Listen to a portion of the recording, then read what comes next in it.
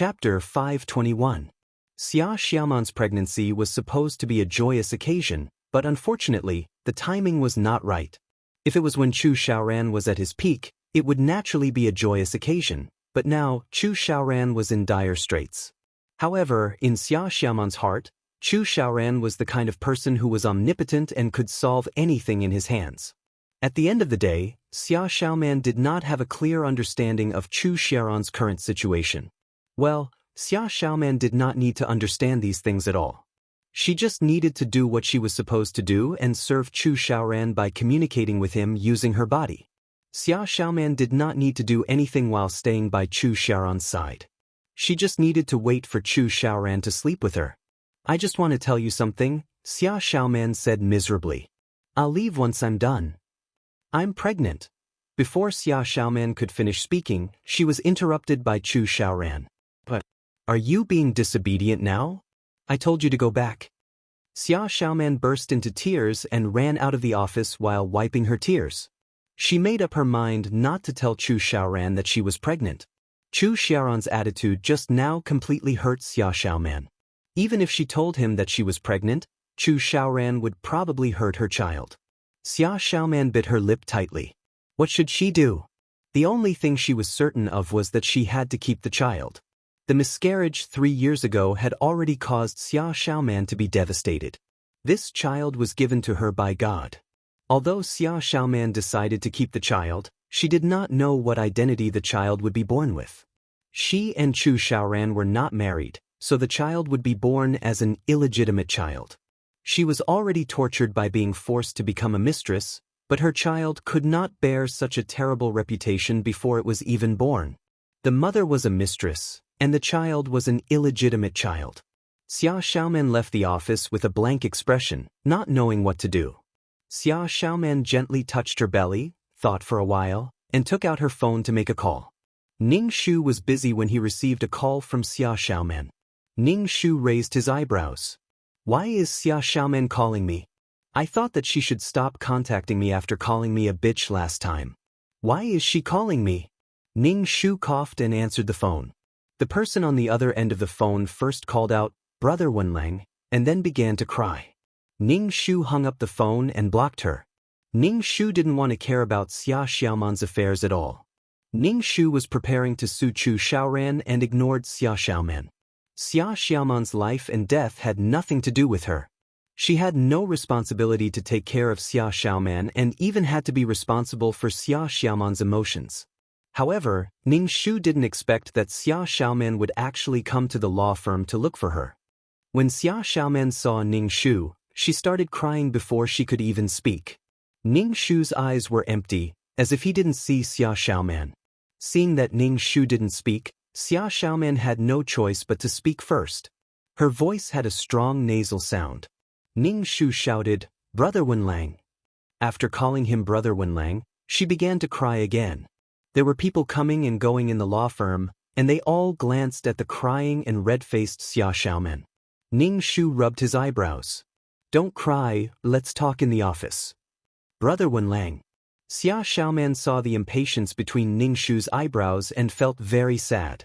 Chu Xiaoran was fierce to her, and even Brother Wenlang was like this to her. Xia Xiaoman looked absent-minded. She didn't even know why she was living like this.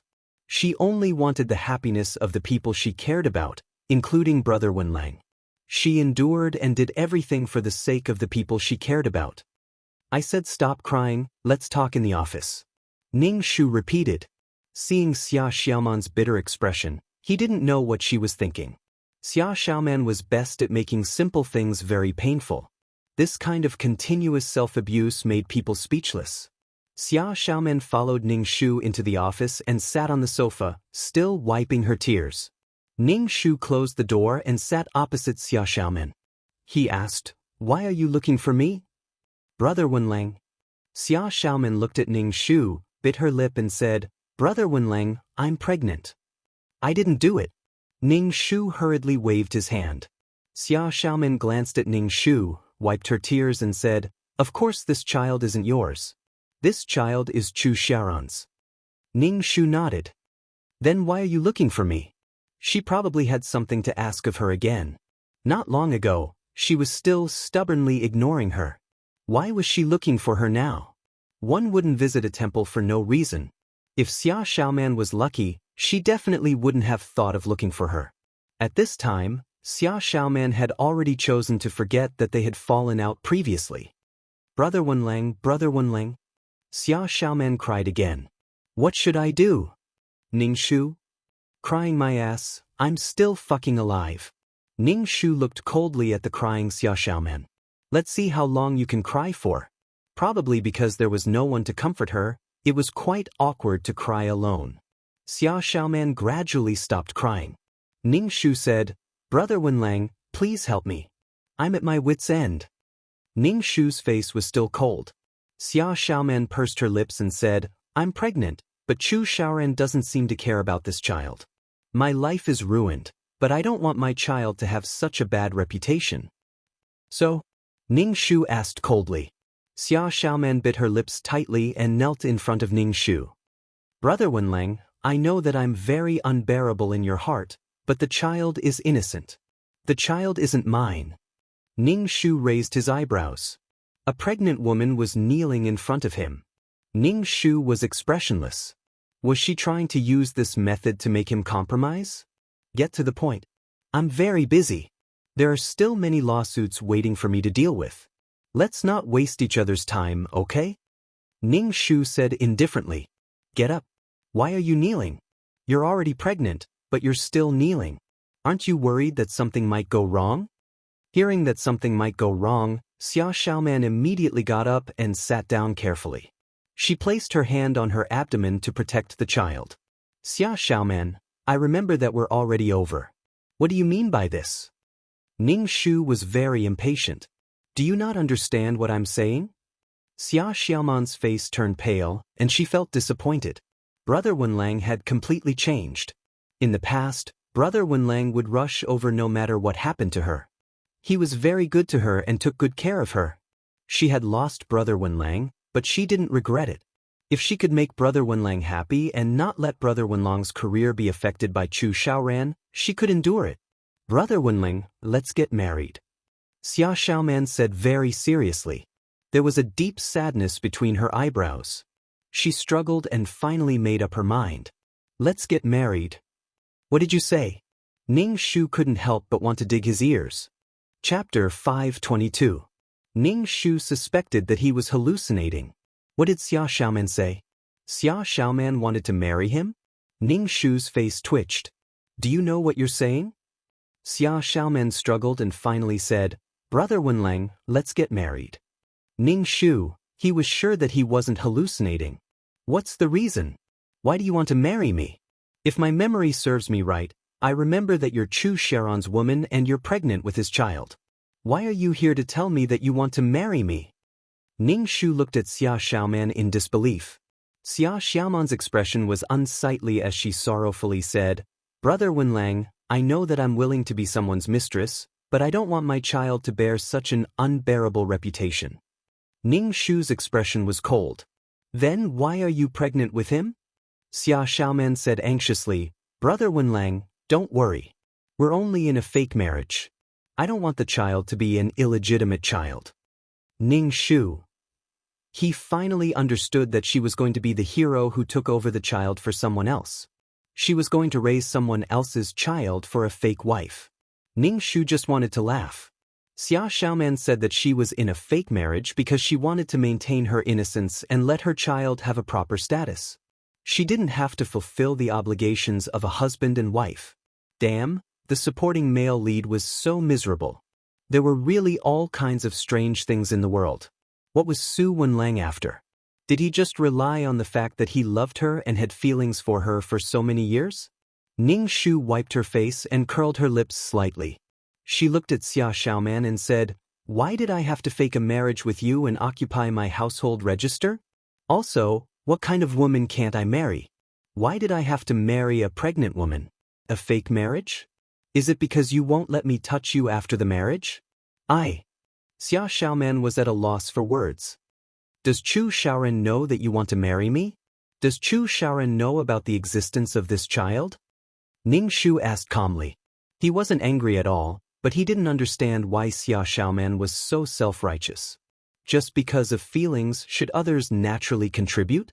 Xia Xiaoman shook her head. He doesn't know, but I can feel that he has no expectations for this child. He doesn't even want to see me now. Ning Shu took a deep breath, as if he had a toothache. Xia Xiaoman is really naive and sweet. What's the situation now? Chu Xiaoran is now anxious about the company's affairs and doesn't like anyone. He probably wants to kill someone. He was simply asking for a snub if he only went up to her now. Chu Xiaoran was a little fierce to her. Then, when she was pregnant, he would come over to pretend to marry her and give the child a status. Ning Shu really wanted to kneel down. She was always capable of doing something.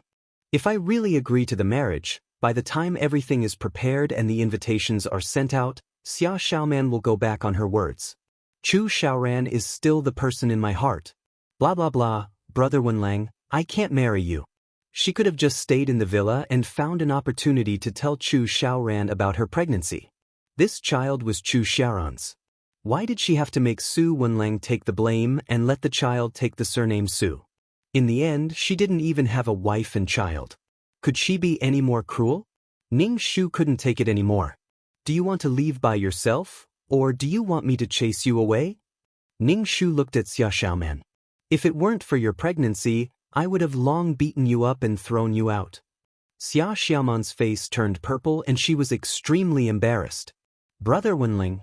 Ning Shu immediately reached out his hand and gestured for her to stop. He then pointed at the door. Don't speak. Just leave through the door. Don't look back. Be careful of your steps. Hurry up and leave. Xia Xiaoman bit her lips tightly. At last, Ning Shu asked, Brother Wenlang, can't you help me? I'm really at my wit's end. If I don't have a child, I won't be so thick-skinned as to beg you. Ning Shu chanted the clear heart mantra in his heart. I'm so angry, but I still have to maintain a smile. Ning Shu said word by word, I won't raise someone else's child. Brother Wenlang, I don't need you to raise the child. I'll earn money to raise the child myself. I just want the child to have an honorable identity, not an illegitimate child born from a mistress, Xia Xiaoman said sadly. Ning Shu thought, Balala energy, Fenalala, elimination technique. Disappear, disappear, quickly disappear. Make this person in front of me disappear quickly. If you want to get married, go ahead and get married to Chu Xiaoran. What's wrong with you for insisting on marrying me? Does Chu Xiaoran know that you came here with his child? Ning Shu felt that his worldview had been refreshed again. Why did Xia Xiaoman feel that Chu Xiaoran didn't like this child and wouldn't marry her? Even if I die, I won't marry you. Just give up. Ning Shu was impatient. Why should I marry you? I'm sick of seeing you now. Do I have to marry you and look at you every day? Ning Shu was so determined that Xia Xiaoman had no choice but to leave. Her back view looked lost and helpless. Ning Shu couldn't be bothered with her. To be honest, Ning Shu's heart was calm when he saw that Xia Xiaoman was unhappy. She must be drunk to be courting death like this. Due to the intervention of the authorities, T-City's economy didn't fall into chaos for long. Although it affected T-City's economic market, it was mostly under control. Ning Shu sorted out the information in his hands, then handed the lawyer's letter and the court's indictment to Chu Xiaoran. Chu Xiaoran was charged with monopolizing the market, abusing market dominance, and eliminating and malicious competition. This matter couldn't be over just like that. How could he escape after playing with fire? How could there be such a good thing? Ning Shu didn't care at all about Chu Xiaoran's expression when he received the indictment. Chu Xiaoran's company was the overlord of T-City. It was actually a family business. After Chu Xiaoran took over, it became much stronger and had deep roots in T-City. Logically speaking, such a company should be supported by the authorities, but it had already gone out of control. Even if the authorities had any instructions, he would ignore them and not listen to them at all. Moreover, he would often cause chaos in T-City's market, which was really annoying. It caused the authorities' power to expand and the market's efficiency to decrease. The decline of the Chu family was completely reasonable. It was imperative to get rid of the Chu family. Ning Shu was worried that Chu Xiaoran would transfer his assets abroad, so he suggested that the authorities check the direction of Chu Xiaoran's assets. Ning Shu didn't want to destroy Chu Xiaoran in T-City and then let Chu Xiaoran live a carefree life in another place. Since he had already made a move, he would directly suppress Chu Xiaoran and make it impossible for him to make a comeback. The authorities didn't want this big piece of meat to run away, so they definitely had to investigate. Since they wanted to investigate this matter, the Asset Management Supervision Committee had to step in and check the financial transactions of Chu Xiaoran's company. With someone watching, Chu Xiaoran wouldn't be able to transfer his assets even if he wanted to. If he was caught doing so, it would be a disaster. Chu Xiaoran would have another crime on him. Now, everyone wanted to pounce on Chu Xiaoran and take a bite out of him. Chapter 523. Ning Shu waited quietly for the court session to begin. Everything was ready. On the day of the court session, Ning Shu and Chu Xiaoran met at the entrance of the court. Chu Xiaoran had lost a lot of weight after not seeing him for a while, and even his eyes were protruding. 3 years ago, they also met at the entrance of the court. At that time, Chu Xiaoran was high and mighty and wanted to give Ning Shu a job. Now, the tables had turned, and Chu Xiaoran became the defendant, sitting opposite Ning Shu. Even though Chu Xiaoran was a little lonely now, his eyes were still arrogant and disdainful when he saw Ning Shu. He said to Ning Shu sarcastically, "You're just a lackey who grovels and begs for mercy. Do you really think you're a big shot?" Ning Shu did not take Chu Xiaoran's sarcasm to heart. Was someone like Chu Xiaoran, who went against the authorities and played with the market for his own family's interests, a big shot? Ning Shu always believed that there was no way an individual could go against the country, not to mention that Chu Xiaoran was not strong enough to leave the country. Chu Xiaoran was not as popular outside of T-City. All the land under the sky belonged to the king, and all the people on the shore were the king's subjects. Living on this land, one had to follow the rules. If a fish wanted to jump out of the water, wouldn't it be courting death? Chu Xiaoran was a big shot in T-City, and now that he was being sued, the reporters really scrambled to take photos of him. Chu Xiaoran sat at the defendant's table and looked at Ning Shu opposite him. He sneered, and his eyes were full of murderous intent. Ning Shu did not seem to care, but he was vigilant in his heart. After the court session ended, the law firm had to hire more security guards. In order to be safe, Ning Shu also had to find a few skilled bodyguards for the 2 elders of the Su family. He was afraid that Chu Xiaoran would do something desperate and hurt the 2 elders of the Su family. As the plaintiff's lawyer representing the authorities, Ning Shu appealed to the judge and jury about Chu Xiaoran's crime. From the beginning to the end, Chu Xiaoran did not say a word, and his lawyer answered for him. However, the way Chu Xiaoran looked at Ning Shu became increasingly colder. Xia Xiaoman sat in the audience with a helpless look on her face. One was the person in her heart, and the other was someone she had grown up with. They were both flesh and blood, and Xia Xiaoman felt as if her heart was being torn in half. Why did they have to be so confrontational? Xia Xiaoman really couldn't figure it out. If it was because she had hurt Brother Wenlang, she was willing to atone for it. It was just that Xia Xiaoman felt very uneasy about opposing each other in such a place. Xia Xiaoman gently touched her lower abdomen. She just wanted to give her child a healthy and happy life. Why were there so many obstacles? In the courtroom, Ning Shu and Chu Xiaoran's lawyer were arguing with each other. Besides, Chu Xiaoran's crime was already set in stone. In the past, when Chu Xiaoran was in the limelight, monopolization wasn't a crime. In fact, monopolization was a compliment. However, now that he was determined to get rid of Chu Xiaoran, the crime was naturally established. The crime of monopoly was not enough to put him in jail. It was only a fine, but the amount of the fine made Chu Xiaoran's expression change. That was 3 times the profits of the monopolized products. 3 times. Chu Xiaoran had to spit out everything that he had taken. Even if Chu Xiaoran's lawyer wanted to turn the situation around, it would be impossible. The court gave Chu Xiaoran 3 months to collect the fine.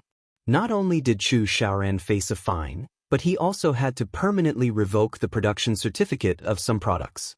Some of the products under Chu Xiaoran's company had already formed a mature industrial chain and were profitable industries.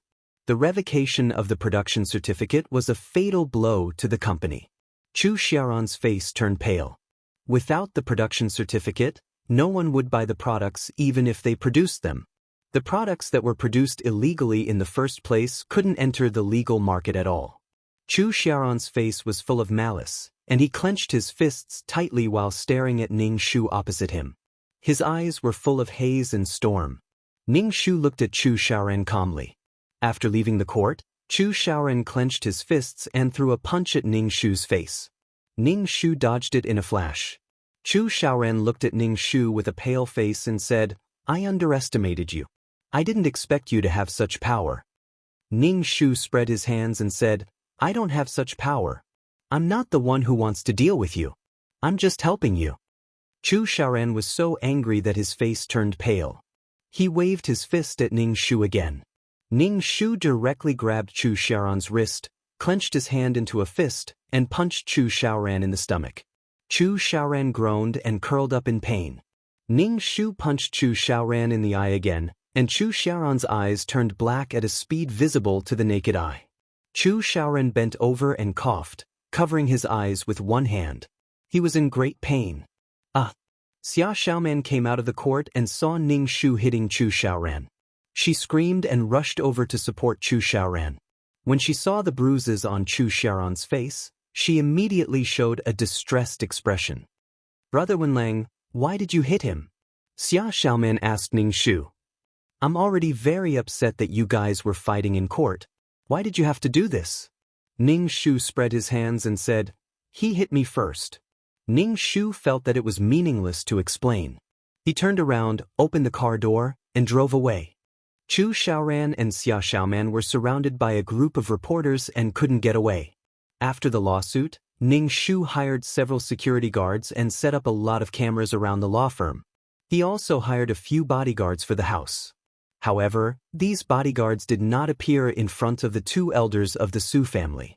After the lawsuit, the media and newspapers were calculating how much fine Chu Xiaoran had to pay. A fine of 3 times the profits. The meddlesome media roughly calculated that it would be about 1 billion yuan. However, the data given by the Asset Management Supervision Committee was much more than 1 billion yuan. 1 billion yuan was not enough to reflect the huge profits generated by Chu Xiaoran's monopoly. Chu Xiaoran had to pay this fine now, even if he had to sell everything he had.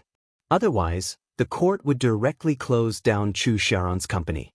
Moreover, Chu Xiaoran couldn't escape now even if he wanted to. There were police officers around him. If they found that Chu Xiaoran had any strange movements, he would be directly detained. The authorities obviously wanted to take this fat piece of meat and make Chu Xiaoran hand over the money no matter what. If they had this money, T-City would develop better.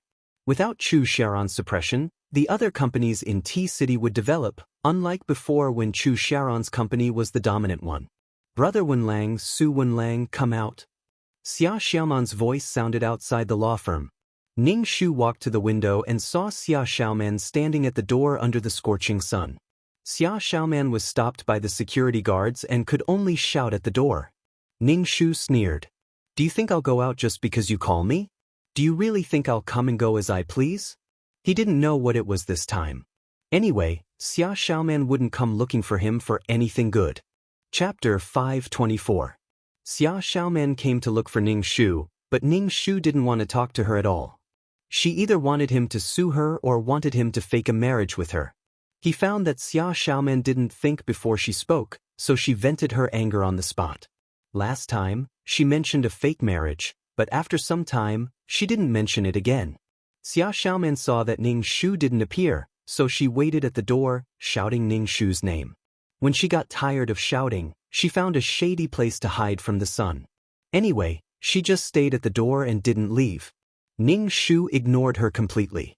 "Do whatever you want." Ning Shu worked until nighttime. Seeing that Xia Xiaoman wasn't at the door, he guessed that she had left. Ning Shu shook his head. It was such a hot day, and she was a pregnant woman. Could her body take it? Ning Shu prepared to drive back. Just as he started the car, a figure suddenly rushed to the front of the car and opened her arms to block Ning Shu's car. Ning Shu's heart spasmed in fright.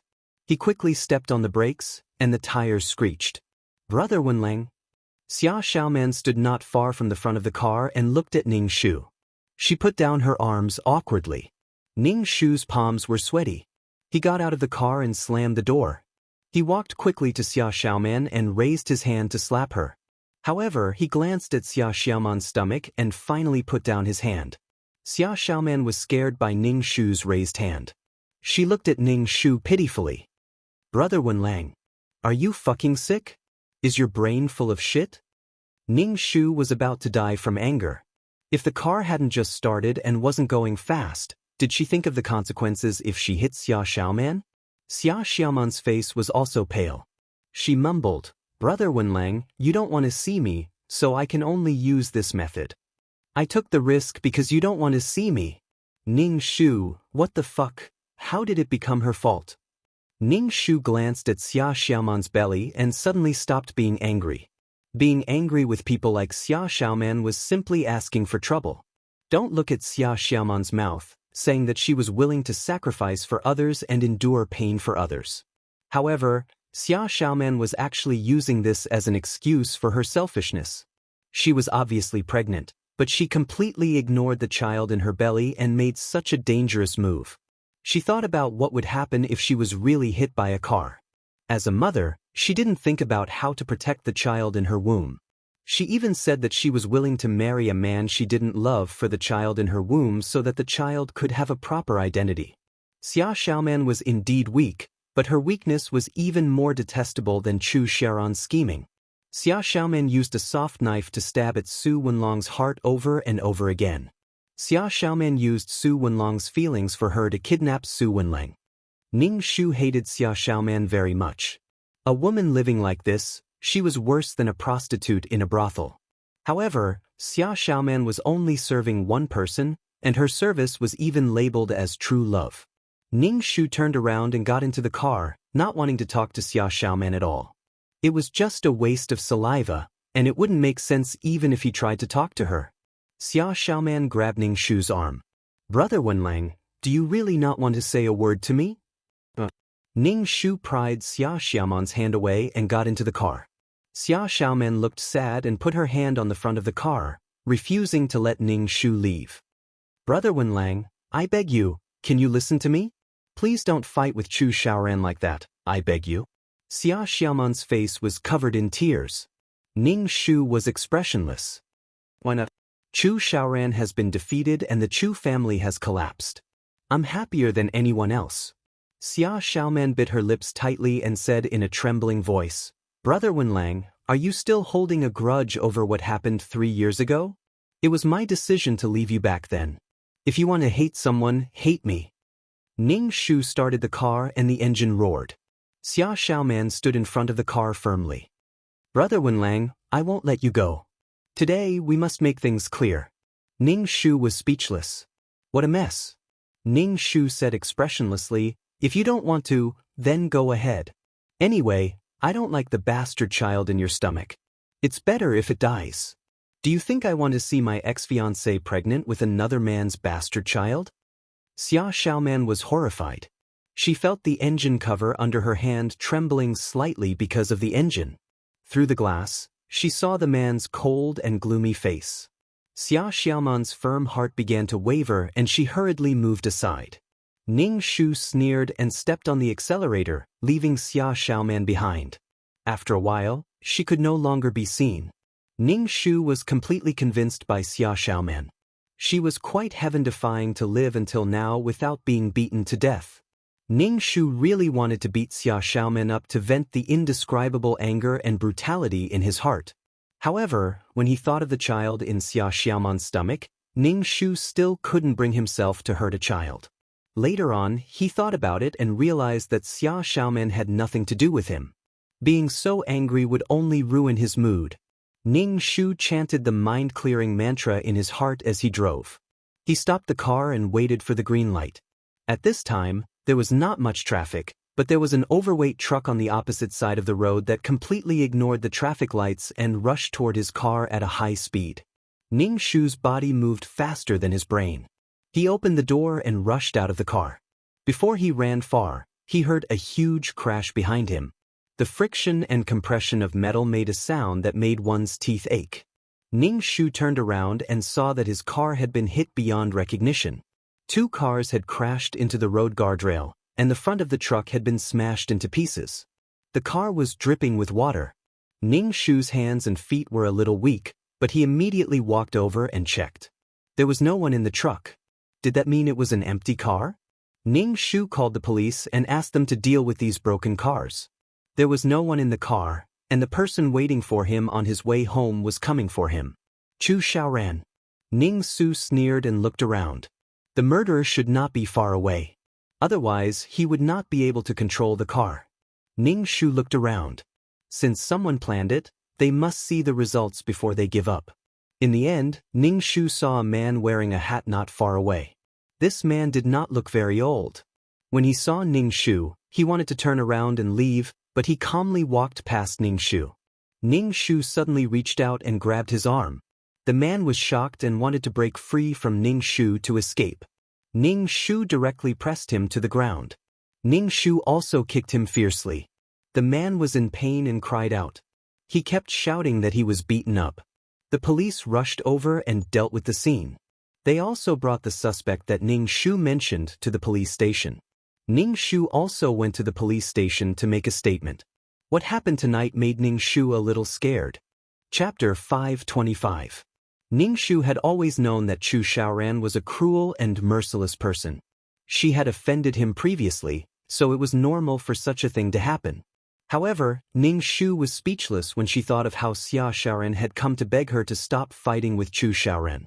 She and Chu Xiaoran were already incompatible like fire and water, and Chu Xiaoran even wanted her life. Xia Xiaoran did not know anything, yet she came to beg her. Why didn't Xia Xiaoran beg Chu Xiaoran instead? It was because she knew that Chu Xiaoran would not listen to her, and would even suspect that she and Su Wenlang were still together. Xia Xiaoran was not confident in front of Chu Xiaoran, but she was confident in front of Su Wenlang. Hence, she came to beg Su Wenlang. The man who was caught did not confess, saying that he was caught when he was just out for a walk, and that the police could not simply arrest people. Ning Shu was taking notes at the side. When she heard this, she sneered. It was almost 2 o'clock in the morning, and he was still out for a walk. The police were the ones who interrogated him. The police directly stripped the man naked, leaving only his underwear, and threw him into the cold storage. Previously, the man was still very stubborn, but not long after, he was shivering from the cold and kept jumping in the cold storage to keep warm. In the end, he could not help but say that he was willing to confess. When the man came out, the police put a thin blanket over him. The man's body was shivering, and his nose was running. He confessed with chattering teeth. He said that his brother was imprisoned by Ning Shu. The man's brother was one of the gangsters who came to Ning Shu's law firm to cause trouble. Because he hated Ning Shu, he planned this accident.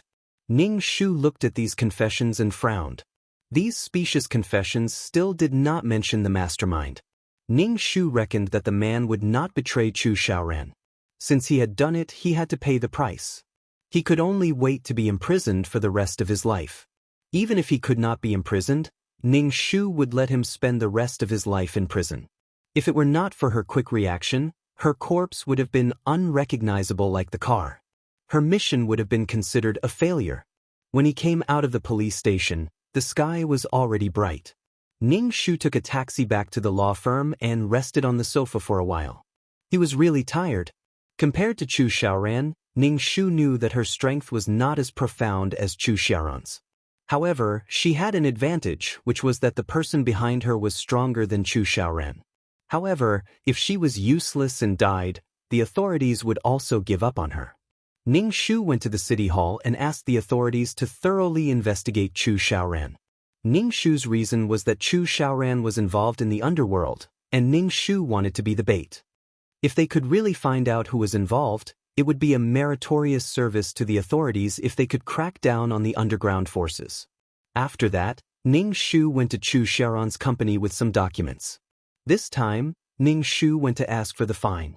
When Chu Xiaoran saw Ning Shu, he was a little shocked. However, he immediately restrained his expression and looked at Ning Shu with a sarcastic expression. "Lawyer Su, you're really dedicated to your work. I heard that you had a car accident, but you're not recuperating in the hospital.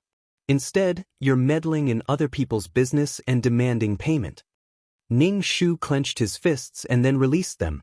He said calmly, "President Chu, you really pay attention to me. You found out about the car accident last night this morning." Chu Xiaoran sneered. "Of course I pay attention to you. Fortunately, you're fine. Otherwise, it would be a pity." "He's probably regretting that I'm fine," Ning Shu said calmly. "Although it's a small matter, work is more important. Although collecting payment is a matter for the court, the authorities have given me full authority. I naturally can't let the authorities down. President Chu, when can the 1.4 billion yuan fine be paid?" When Chu Xiaoran heard the amount of 1.4 billion yuan, his face twitched twice and his face turned black. 1.4 billion yuan was not 14 yuan, and he could afford it just like that. Recently, Chu Xiaoran's situation had been very bad. In order to protect their interests, many shareholders had directly withdrawn their investments. It was impossible for these shareholders to help pay the 1.4 billion yuan fine. The company really didn't have much money now. Some products had their production licenses revoked and could not be produced. In that case, these workers could no longer be kept. However, the funds to dismiss these workers made Chu Xiaoran's liver ache. In the past, he was proud that his factory was the largest in T-City and had tens of thousands of workers. However, now that he had to dismiss these tens of thousands of workers, Chu Xiaoran wished that he did not have so many workers and that the large production base was empty. The money in his account was only going out and not coming in. The company had laid off many people. Previously, it was still a giant business group, but it suddenly collapsed. The Chu family had been ruined in her hands. All kinds of emotions flashed through Chu Xiaoran's heart. There was hatred, regret, and more than that, indignation. Now that he heard that Su Wenlang wanted to pay a fine, his heart was filled with resentment towards this man. Chu Xiaoran almost couldn't hold back the anger in his heart. He said coldly, "It's not the deadline yet. Lawyer Su, why are you in such a hurry?" Ning Shu smiled. "I'm not in a hurry. I'm just here to remind you to pay the fine as soon as possible. Otherwise, CEO Chu's company will be closed down." Ning Shu sat on the sofa and did not move. He picked up the coffee and took a sip. Chu Xiaoran did not want to look at Ning Shu. Seeing that he was so leisurely, he asked coldly, "Why are you still here?" Ning Shu nodded and stood up to walk to the door. He then turned around and said to Chu Xiaoran, "By the way, I haven't congratulated Xiao Chu on having a son." "Congratulations." Chu Xiaoran frowned. He did not announce Xia Xiaoman's pregnancy to the public because there were too many things to do in the company. Xia Xiaoman's pregnancy would only add to his weakness. However, how did this man know about Xia Xiaoman's pregnancy? All kinds of thoughts flashed through Chu Xiaoran's mind. He said indifferently, "Thank you, but I see that Lawyer Su's glabella is turning black. I'm afraid there will be a bloody disaster. Lawyer Su, you'd better be careful." Ning Shu was vigilant in his heart, but he said indifferently, "Thank you for your concern, Fu Chu. I'll definitely be careful." Chu Xiaoran's face trembled twice, making him look very sinister. Clearly, his recent mistakes had caused Chu Xiaoran to suffer an unprecedented blow. Chu Xiaoran, who had been going smoothly, was very dispirited. He was no longer in high spirits like before. Instead, he was in a sorry state. The domineering aura of a monarch had almost been worn away. There were many people who would help him in his hour of need, and there were also many who would kick him when he was down. Chu Xiaoran had also offended some people, especially when he was in the prime of his life. He could even decide the life and death of others with a single sentence. Chu Xiaoran was like an emperor. Naturally, he did not have any close friends, nor did he need them. What he wanted was to be revered by others. Wherever he went, he could summon the wind and summon the rain. There were probably many people who wanted to find trouble with Chu Xiaoran, especially when they wanted to trample on a high and mighty figure. Chapter 526. Ning Shu purposely went to Chu Xiaoran's company to annoy him and then returned to the law firm. Ning Shu went to Chu Xiaoran with a purpose. She wanted to do what a bait should do. Instead of worrying about her life every day, she might as well catch them all at once. Although it was a little dangerous, she hoped that the results would be satisfactory. In the following days, Ning Shu clearly felt that someone was following her, but these people did not take action. They just followed her and were very cautious. If not for Ning Shu's superb martial arts skills, she would not have noticed them at all. These people looked much more powerful than the hooligans she met before. Ning Shu had a signal transmitter on her. It was placed on her by the authorities. If something really happened, the police would receive the signal and rush over. Ning Shu felt that she had gone all out for this mission. She had to fight against a man with power and influence. That was how tough it was. If you want to woo Chu Xiaoran, you don't have to go through so much trouble. 2333 suddenly appeared and said indifferently, "Don't they say that men conquer the world and women conquer men with their bodies? This is the advantage of women. Leave the fighting and killing to men." I'm a man now. You want me, a man, to woo Chu Xiaoran? Is your system okay? I think you've been poisoned.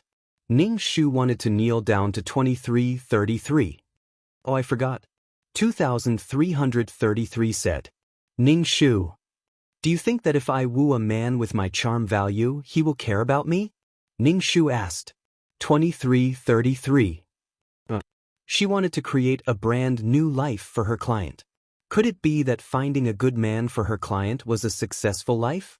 Could it be that marrying a powerful man was a successful life? Maybe it was a successful life, but there was nothing happier than being free to be yourself, doing what you want to do, doing what you love, and realizing your dreams. No matter what kind of person she was, having someone by her side who could help her in times of need was love.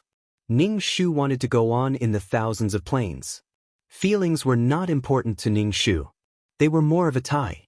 If she wanted someone to accompany her, Ning Shu hoped that it would be when she could control her own destiny. Ning Shu's goal now was to live. To live, a person's heart was too heavy. Ning Shu had nothing to exchange for her heart. If she gave her heart away, how could she go to the thousands of planes freely? If his life wasn't his and his heart wasn't his, then what else did he have? Ning Shu avoided having feelings for the people in the mission. Of course, others did not like her. This was a rather sad topic. You're so stubborn. 2333 laughed at Ning Shu and then went silent. Ning Shu felt that Chu Xiaoran's underground power should be quite big when she sensed that he was peeping at her like a shadow. Therefore, not only did he have to attack Chu Xiaoran's strength on the surface, but he also had to remove Chu Xiaoran's underworld forces. Chu Xiaoran's strength was not small. He was simply blessed by nature and favored by the heavens. Ning Shu drove and looked at the people following behind through the rearview mirror. Ning Shu thought for a while and drove to a remote place. In the end, he was blocked by several cars. Ning Shu, who was in the car, pressed the button on his watch and sent out a signal. The window of a car rolled down, revealing a face that Ning Shu was very familiar with. Chu Xiaoran turned to look at Ning Shu. "Lawyer Su, we meet again?" Ning Shu secretly pressed the button on his watch several times and said, "President Chu?" Ning Shu looked around and said faintly, "It's fate to meet in such a desolate place." Chu Xiaoran turned to look at Ning Shu and smiled at him. "It's not a coincidence at all. I came here especially for you." Ning Shu pressed the button on his watch again and looked at the burly men around him. These men were covered in blood and had a murderous aura. It was obvious that they had taken lives. Ning Shu's heart sank. Previously, when he looked at Chu Xiaoran's company, he felt that it was going to collapse. However, now that he saw Chu Xiaoran's subordinates, Ning Shu suspected that Chu Xiaoran wanted to go from the light to the dark and only manage his underworld forces. This was not what Ning Shu wanted to see. He was afraid that Chu Xiaoran would develop in a gray area without the constraints of the law on the surface. He would only be more successful. Ning Shu kept pressing the watch on his wrist, but he did not dare to be too obvious. He said to Chu Xiaoran, "Then, President Chu, why are you looking for me? I'm afraid of such a big scene." Chu Xiaoran smiled evilly.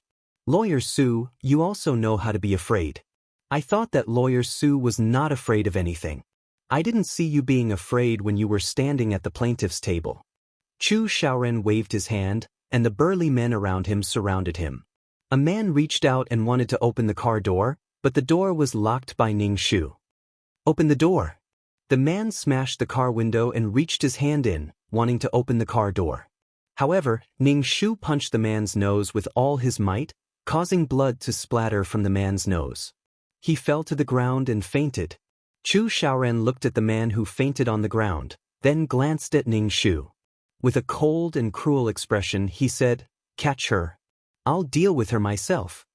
Ning Shu originally wanted to drive away, but his car was blocked from all sides and couldn't be driven away at all. Ning Shu was pulled out of the car by a few burly men. Chu Xiaoran got out of the car. His black leather shoes were shiny, and when he stepped on the yellow sand, he was tall and handsome, giving off the vibe of a dark emperor. Ning Shu kicked the man who was pulling his arm in the crotch. The man groaned in pain, bent his body and clamped his leg, and rolled his eyes in pain. Chu Xiaoran's face darkened, and several burly men surrounded Ning Shu. Ning Shu was a little anxious. She had already sent out the signal, but why was there no response? Could it be that this place was too remote, and the signal was not good? Looking at these burly men surrounding him, Ning Shu didn't intend to fight them head-on. He just wanted to break out of the encirclement and run away as soon as possible. Ning Shu's body tensed up. He chose a direction to break out of the encirclement and fought with these men. These burly men were ruthless, but Ning Shu wasn't bad either. He had been practicing peerless martial arts ever since he came to this world. Although he didn't cultivate Qijin, his physical fitness was very good. Ning Shu pulled up his trousers. Ning Shu tied a dagger under his trousers. Facing these men who rushed up, Ning Shu directly stabbed at the vital parts of the men. Anyway, it was either he or she who died. Ning Shu injured a few men. He raised the dagger and was about to stab it into the burly man's throat, but he felt something cold against his head. Ning Shu rolled her eyes and saw Chu Xiaoran holding a gun in his hand and pressing it against her temple.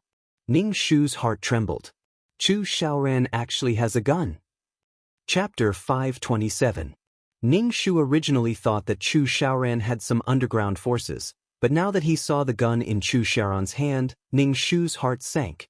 It seemed that he had to re-evaluate Chu Xiaoran's power. With a gun in his hand, he was no longer an ordinary gangster. Because there was a gun pointed at him, Ning Shu did not dare to act rashly. The dagger in his hand was also taken away and he could not move. Chu Xiaoran did not say anything and first punched Ning Shu's stomach. Ning Shu suddenly felt a pain in his stomach. "Secretary Su, aren't you good at fighting?" Chu Xiaoran said coldly. Chu Xiaoran still hated Ning Shu for hitting him at the entrance of the court. Ning Shu was in so much pain that he took a deep breath. He looked like he was in extreme pain. "Drag him into the car." Chu Xiaoran looked at Ning Shu's evil expression. He was probably thinking about how to torture Ning Shu to death. At this moment, the sound of police sirens came. In the blink of an eye, the police cars were getting closer and closer. Chu Xiaoran looked a little stunned. He glanced at Ning Shu and raised his gun, wanting to shoot Ning Shu to death. Ning Shu dragged the two people who were on top of him and threw one of them towards Chu Xiaoran at the risk of losing one of his arms. The person who was thrown out by Ning Shu was shot dead by Chu Xiaoran, but Chu Xiaoran was pressed down by the corpse.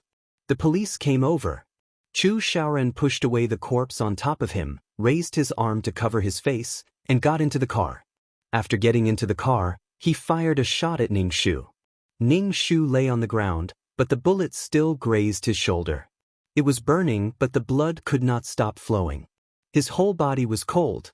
Ning Shu looked at the license plate number of Chu Xiaoran's car.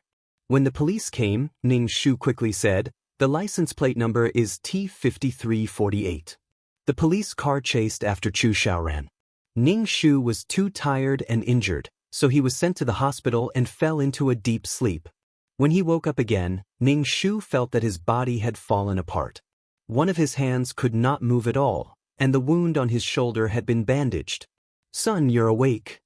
When Mother Su came in and saw that Ning Shu had woken up, her eyes turned red. "You're finally awake. You scared your father and me. We only have one son. What are we going to do if something happens to you?" Catching criminals is the job of the police. You're just a normal citizen, yet you're doing something so dangerous. Have you ever thought about your parents? Mother Su's voice was shaking as she spoke. Ning Shu knew that Mother Su was worried about him, so he quickly promised that there would be no next time. The authorities also came to visit Ning Shu. They even gave Ning Shu a banner of the people's hero. Then, the half-crippled Ning Shu had to sit up and use his mobile hand to hold the banner and take a photo with the authorities. He had an expression that said, "I'm honored, I'm proud, I should do this." When the authorities and reporters left, Ning Shu immediately said to Mother Su, "Mom, help me to sleep. Damn it, my whole body hurts." Looking at the cheap banner, Ning Shu's body hurt even more. "I can give you a banner, but you should at least give me something practical." However, Ning Shu learned that Chu Xiaoran was eventually stopped by police cars, just like how they stopped Ning Shu previously. Ning Shu felt very happy. Chu Xiaoran was temporarily detained, and the authorities quickly raided Chu Xiaoran's lair. Chu Xiaoran was an underground gambling den and a loan shark. The interest was compounded with the profits from the gambling den, and he used Chu Xiaoran's company to launder money. When the authorities came to visit Ning Shu, they were all smiles because this was another large sum of money. The more money there was, the better T-City would be able to develop. Ning Shu told the authorities that they must confiscate Chu Xiaoran's assets, and the authorities said that they would not even let go of a lackey. Only then did Ning Shu feel relieved. Even if he saw the cheap banner, his liver did not hurt as much. Ning Shu was hospitalized. The ligament in one of her arms was severely strained and dislocated. It was estimated that this arm would not have much strength for a year and a half. However, Ning Shu felt that it was worth it to pay such a price in exchange for Chu Xiaoran's imprisonment. Ning Shu was discharged from the hospital after resting for half a month. Chu Xiaoran's case was not tried, and the authorities released Chu Xiaoran instead. However, Chu Xiaoran's underground forces had been completely removed. Ning Shu felt very uncomfortable. If Chu Xiaoran was charged with being involved in the underworld, he would not be able to make a comeback for the rest of his life. After the authorities released Chu Xiaoran, they urged Chu Xiaoran to pay a fine of 1 billion yuan every day. Now, Chu Xiaoran no longer had the courage to throw a tantrum with the authorities. In the end, he collected 1 billion yuan in savings. As soon as Chu Xiaoran paid the fine, he was immediately detained. After a period of time, when there was enough evidence, Chu Xiaoran would be charged with being involved in the underworld. Ning Shu was speechless. He was really speechless. They released him so that Chu Xiaoran could collect enough money to pay the fine. After he paid the fine, they immediately arrested him again. It felt like Chu Xiaoran had been played to a pulp. Ning Shu immediately felt at ease and hung the banner of the people's hero in the most conspicuous place in the law firm. Without Chu Xiaoran, who was a ticking time bomb, Ning Shu felt more comfortable all over. He had never felt so relaxed before. However, some people just did not want Ning Shu to feel comfortable. Xia Xiaoman came again and howled at the entrance of the law firm. She screamed at the top of her lungs, calling Su Wenlang, come out. Now, she did not even call him Brother Wenlang and just called him Su Wenlang. Ning Shu plugged in his earphones and listened to music, ignoring Xia Xiaoman who was screaming. However, Xia Xiaoman directly knelt at the door with the sun above her head. Her body was on the verge of collapsing. Others wanted to help her up, but Xia Xiaoman glared at them fiercely, as if the person who wanted to help her was her enemy. Ning Shu pulled open the curtains and took a look. Xia Xiaoman's face was pale, her back was very straight, and she was wearing loose clothes. Ning Shu shook his head. It was one thing for her to humiliate herself, but she completely ignored the child in her womb. Xia Xiaoman fainted outside because of the sun. Ning Shu had no choice but to get someone to bring her in. The staff of the law firm fanned her while pinching her philtrum. Ning Shu saw that her eyelashes kept trembling and knew that Xia Xiaoman was pretending to be unconscious. Xia Xiaoman slowly woke up. She rolled her eyes and finally fixed them on Ning Shu. She stood up from the sofa, her lips trembling, and her expression was blank and flustered. She questioned, "Why did you do this?" But Ning Shu was speechless. He was so confused. He had no idea what she was talking about. "Why did you do this? What good will it do you if Chu Xiaoran goes to jail? Why did you do this?" Xia Xiaoman felt that the person in front of her was very unfamiliar. This was not the Brother Wenlang in her memory. Brother Wenlang would not be so cold and heartless. Ning Shu was speechless. Why is it so tiring to talk to her? Does she not know the reason at all? Haven't you always wanted to leave Chu Xiaoran? I'm helping you. Ning Shu spread his hands expressionlessly and said, Didn't you say that you hate Chu Xiaoran? Didn't you say that Chu Xiaoran played you? You should be happy that Chu Xiaoran is like this. Chapter 528. Now that Chu Xiaoran was in such a state, Xia Xiaoman could totally take the opportunity to get rid of him. However, Xia Xiaoman didn't do that. Previously she was gnashing her teeth in hatred, but now that Chu Xiaoran was in dire straits, Xia Xiaoman's heart softened. Brother Wenlang, I understand what you're saying. Although Chu Xiaoran forced himself on me and toyed with me in the beginning, he's still the father of the child in my stomach, Xia Xiaoman said to Ning Shu. Brother Wenlang, I beg you to let Chu Xiaoran off. Ning Shu rubbed the corners of his eyes and looked at Xia Xiaoman as if he was looking at an idiot. Would he let Chu Xiaoran off just because she said so? Ning Shu was very curious about what kind of life Xia Xiaoman was living every day. He really didn't understand anything about the human world. Why did he feel that Xia Xiaoman was living a completely isolated life? All she had to do was lie in bed and serve Chu Xiaoran. You want to save Chu Xiaoran? Ning Shu asked in disbelief. This was the first time Ning Shu had seen someone like Xia Xiaoman. He didn't know how to describe Xia Xiaoman. She wasn't a wicked person and was even a little kind. However, she didn't seem to have a brain. Everything she did brought disaster to others, and she did it out of kindness. Xia Xiaoman was an idiot.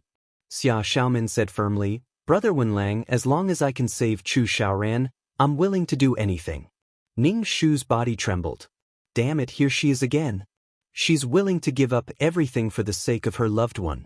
It's the same as when she endured humiliation and became Su Wenlong's mistress in order to protect the reputation of the Su and Xia families and Su Wenlong's career. Give up everything? Ning Shu looked at Xia Xiaoman's tragic expression that looked like she was about to jump off a cliff. She was speechless. Xia Xiaoman nodded. Yes, I'm willing to give up everything. This matter happened because of me. Brother Wenlang, I know I've let you down. If you can save Chu Xiaoran, I promise you that I won't be with her anymore. Then, let's leave this place. Ning Shu. Ning Shu hammered his chest, saying that Xia Xiaoman had given up on Chu Xiaoran in order to save him. Xia Xiaoman and he would leave this place and return a few years later. Chu Xiaoran and Xia Xiaoman would meet again, and Chu Xiaoran would feel that Xia Xiaoman had betrayed him. Xia Xiaoman would be unable to voice her bitterness, and the two of them would start a torturous relationship again. Damn it, she was still a pitiful supporting male character. For the sake of the plot, she would not touch Xia Xiaoman for the next few years. She would also raise Xia Xiaoman's child. Ning Shu hammered his chest again. Looking at Xia Xiaoman's expression, which seemed to be ready to die, Ning Shu waved his hand and said, If you want to be with Chu Xiaoran, then go ahead. Don't drag me into this. Xia Xiaoman, when will you understand that we are already over? If you come looking for me again, I will kill Chu Xiaoran. Xia Xiaoman widened her eyes and looked at Ning Shu with tears in her almond-shaped eyes. Brother Wenlang, as long as you save Chu Xiaoran, I'll never look for you again. Get lost. Xia Xiaoman's face turned pale and she looked sad. Obviously, she was sad because of Ning Shu's coldness. As soon as Xia Xiaoman left, Ning Shu took a deep breath. Xia Xiaoman had refreshed his worldview. Xia Xiaoman always had a mysterious confidence when facing him. Leave this place? It's easy to say that you want me to give up my career and go with you. Where's my brain? Xia Xiaoman simply thought of one thing after another. Her mind was unbelievably simple. Chu Xiaoran had been detained and his company had completely collapsed. All the company's resources had been divided up by other companies. The large-scale production base had been auctioned off by the authorities, and the money naturally flowed into the government's pockets. In short, Chu Xiaoran's matter this time had helped the authorities remove the thorn in their side. They also reaped the benefits of not collecting money, and their finances were not so difficult. The miscellaneous items added up to nearly 10 billion yuan, which showed that Chu Xiaoran's net worth was not low. Chu Xiaoran, who had been detained, probably did not know that he had lost everything and had been robbed clean by the authorities. 10 billion yuan could support the development of 1 or 2 large-scale construction projects in T-City, such as road construction and the construction of basic urban facilities. Meanwhile, Xia Xiaoman was waiting foolishly for Ning Shu to rescue Chu Xiaoran, but she did not dare to look for Ning Shu. She was afraid that Ning Shu would really kill Chu Xiaoran. Now, Xia Xiaoman was somewhat afraid of Ning Shu. She stayed in the villa every day and was simply like a rock waiting for her husband. When Xia Xiaoman's mother found out about this matter, she persuaded Xia Xiaoman to give up on Chu Xiaoran. Chu Xiaoran was now a reformed-through labor prisoner and was no longer the powerful CEO Chu. Moreover, this man had forced himself on her daughter back then. Now that such a thing had happened, Xia Xiaoman's mother felt that her daughter could get rid of Chu Xiaoran and start a new life, no longer being bullied by that man. However, the child in her stomach was a problem. Xia Xiaoman's mother struggled for a while and asked Xia Xiaoman to get an abortion. Xia Xiaoman was not married yet. If she kept the child, it would be an unmarried child. Moreover, the child's father was a reformed-through labor prisoner. Would the child be happy after being born? Xia Xiaoman's mother was also considering the reality. It was better to have a short pain than a long pain. Xia Xiaoman could still start a new life. However, if she kept the child in her stomach, Xia Xiaoman's life would be more painful and tortuous. When Xia Xiaoman heard her mother asking her to get an abortion, she clutched her stomach in horror. She was so shocked that her voice changed. "Mom, what are you saying? You want me to abort this child? This is my child. He's your grandson. This is a life. How can you be so cruel?" Xia Xiaoman's mother did not speak for a long time. When she heard her daughter's words, she did not know what to say. After a while, she said, "You can choose not to abort the child. Let's leave this place and move to another place. Your father and I will take care of this child. Don't have anything to do with Chu Xiaoran anymore." Xia Xiaoman shook her head and said, "Mom, I won't leave Chu Xiaoran. He's only in dire straits now. Moreover, he's the child's father. I have him in my heart." "What are you saying? Are you going to wait for Chu Xiaoran to come back? He treated you so badly in the past and forced you to break up with Su Wenlang. If it weren't for Chu Xiaoran, you would have already married Su Wenlang and had a child. Isn't the child a bastard? Now you're saying that you love Chu Xiaoran. Xia Xiaoman, are you trying to drive me and your father to death? You must leave with us. You can keep the child, but you can't see Chu Xiaoran anymore." Xia Xiaoman's mother said and went to the bedroom to pack Xia Xiaoman's things. Obviously, she wanted to take Xia Xiaoman away. Seeing her mother's tough attitude, Xia Xiaoman knelt in front of her and sobbed. "Mom, Chu Xiaoran and I are truly in love. Please give us your blessings. No matter what Chu Xiaoran is like now, I still love him in my heart.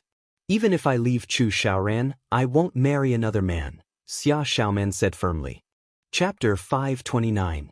Xia Xiaoman's mother didn't expect her daughter to be so stubborn as to insist on being with Chu Xiaoran. She really wanted to beat her to death. Xia Xiaoman's mother didn't think that Chu Xiaoran loved her daughter. If he really loved her, why didn't he get married after so many years? However, Xia Xiaoman was determined to be with Chu Xiaoran. Everything she did was out of consideration for Xia Xiaoman's future. Xia Xiaoman still had a long life ahead of her, but her daughter didn't appreciate it. Xia Xiaoman's mother was angry and anxious. She said fiercely, "If you really want to be with Chu Xiaoran, I'll take it that I've never given birth to you. Don't you have any shame? Because of you, your father and I have been treated with disdain whenever we go out. They're all laughing at us openly and secretly. The Xia family has been completely disgraced." Xia Xiaoman cried sadly and repeatedly said, "Mom, I'm sorry, I'm really sorry. But I can't leave Chu Xiaoran.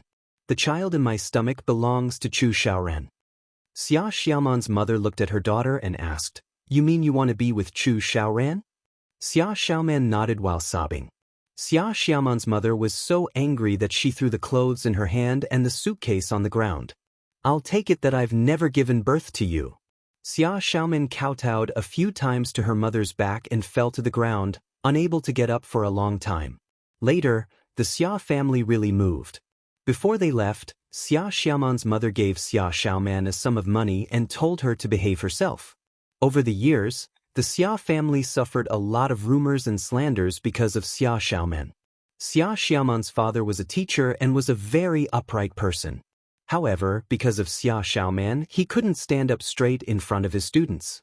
Some students would even cover their mouths and laugh when they saw Xia Xiaoman's father, saying behind his back that teacher Xia's daughter was someone else's mistress.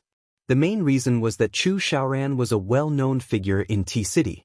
Xia Xiaoman's father lost a lot of his confidence and felt that he had lost his morals.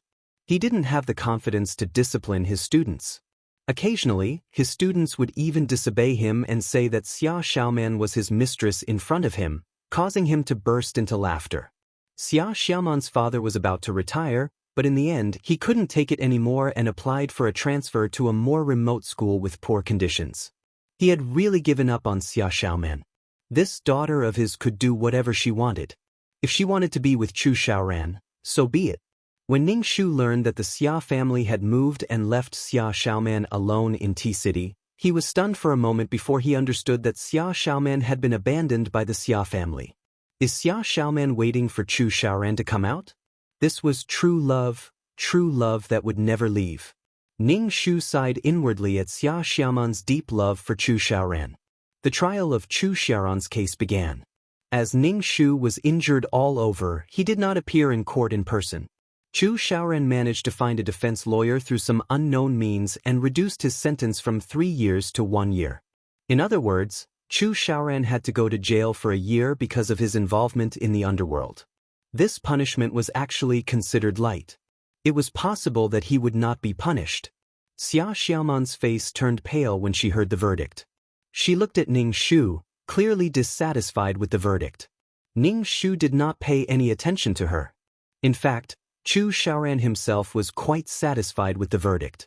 After a year, he would be able to make a comeback.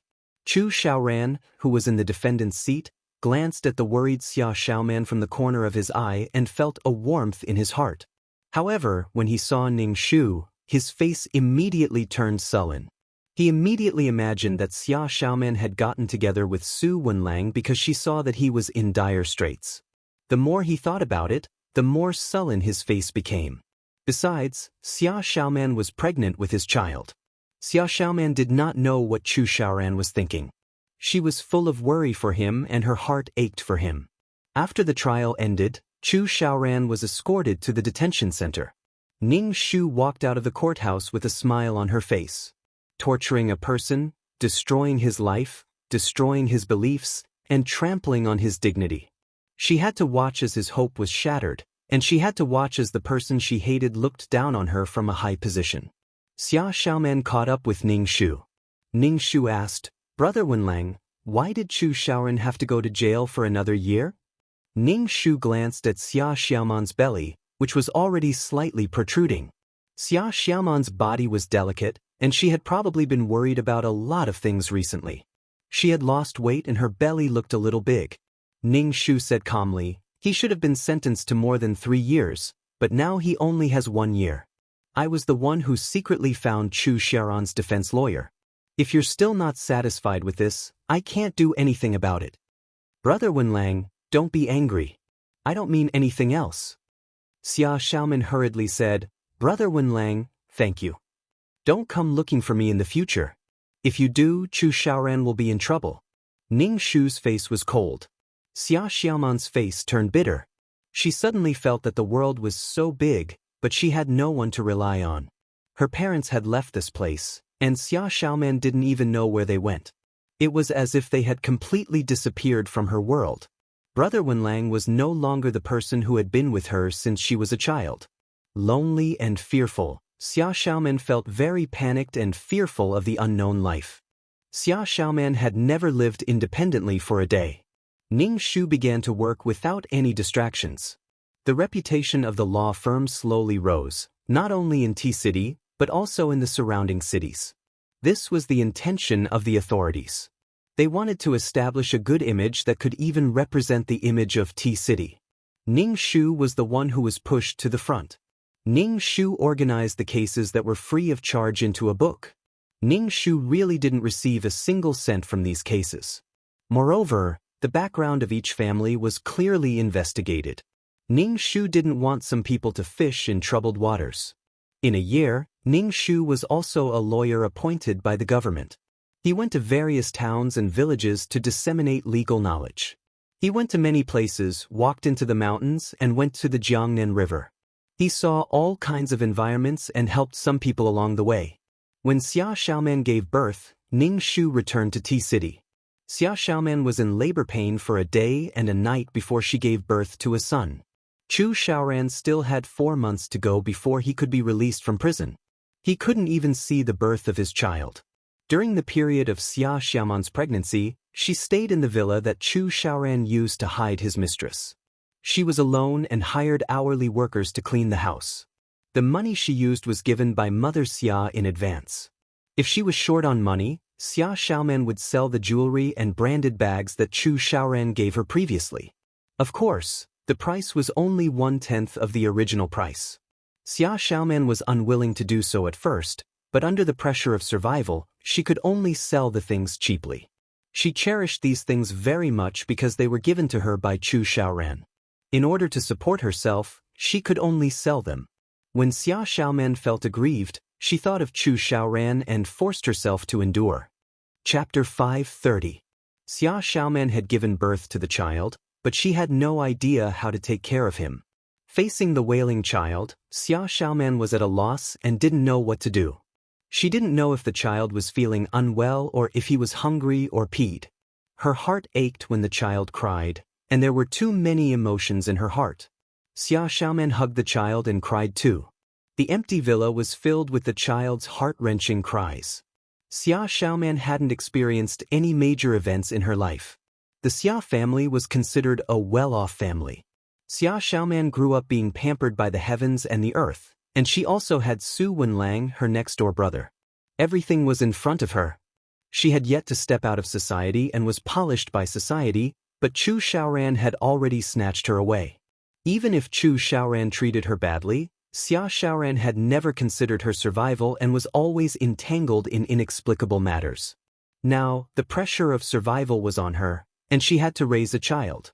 Without anyone to rely on, Xia Xiaoman felt as if her heart was in a pot of oil. Xia Xiaoman carried the child to the law firm to look for Ning Shu. In T-City, Xia Xiaoman could only think of Ning Shu. Only brother Wenlang, whom she had known for more than 10 years, could help her. However, when she arrived at the law firm, she was told that Ning Shu wasn't around. Ning Shu stood in front of the window upstairs and saw Xia Xiaoman standing at the door with the child in her arms. Xia Xiaoman had lost a lot of weight and her face was pale. A gust of wind could blow her away. Ning Shu saw Xia Xiaoman's complexion and knew that she was weak. After giving birth to the child, she didn't take good care of herself and hurt her body. It was fine when she was young, but when she grew old, she would be sick. No one else could ruin themselves like this. Xia Xiaoman had no choice but to go back. In the end, an older female employee of the law firm couldn't stand it anymore and suggested to Xia Xiaoman to hire a confinement nanny who could take care of the child. Xia Xiaoman was delighted to hear that someone could help take care of the child, but then her heart turned cold. It would definitely cost a lot of money to hire a confinement nanny, and she didn't have that much money. Xia Xiaoman didn't expect that she would have to worry about money one day. In her previous life, she didn't even have the concept of money. Now, she had to make plans for money and was conflicted for a long time. Thinking of her child, Xia Xiaoman finally gritted her teeth and hired a confinement nanny. However, she was even more nervous now. Xia Xiaoman was thinking about what other things she could sell.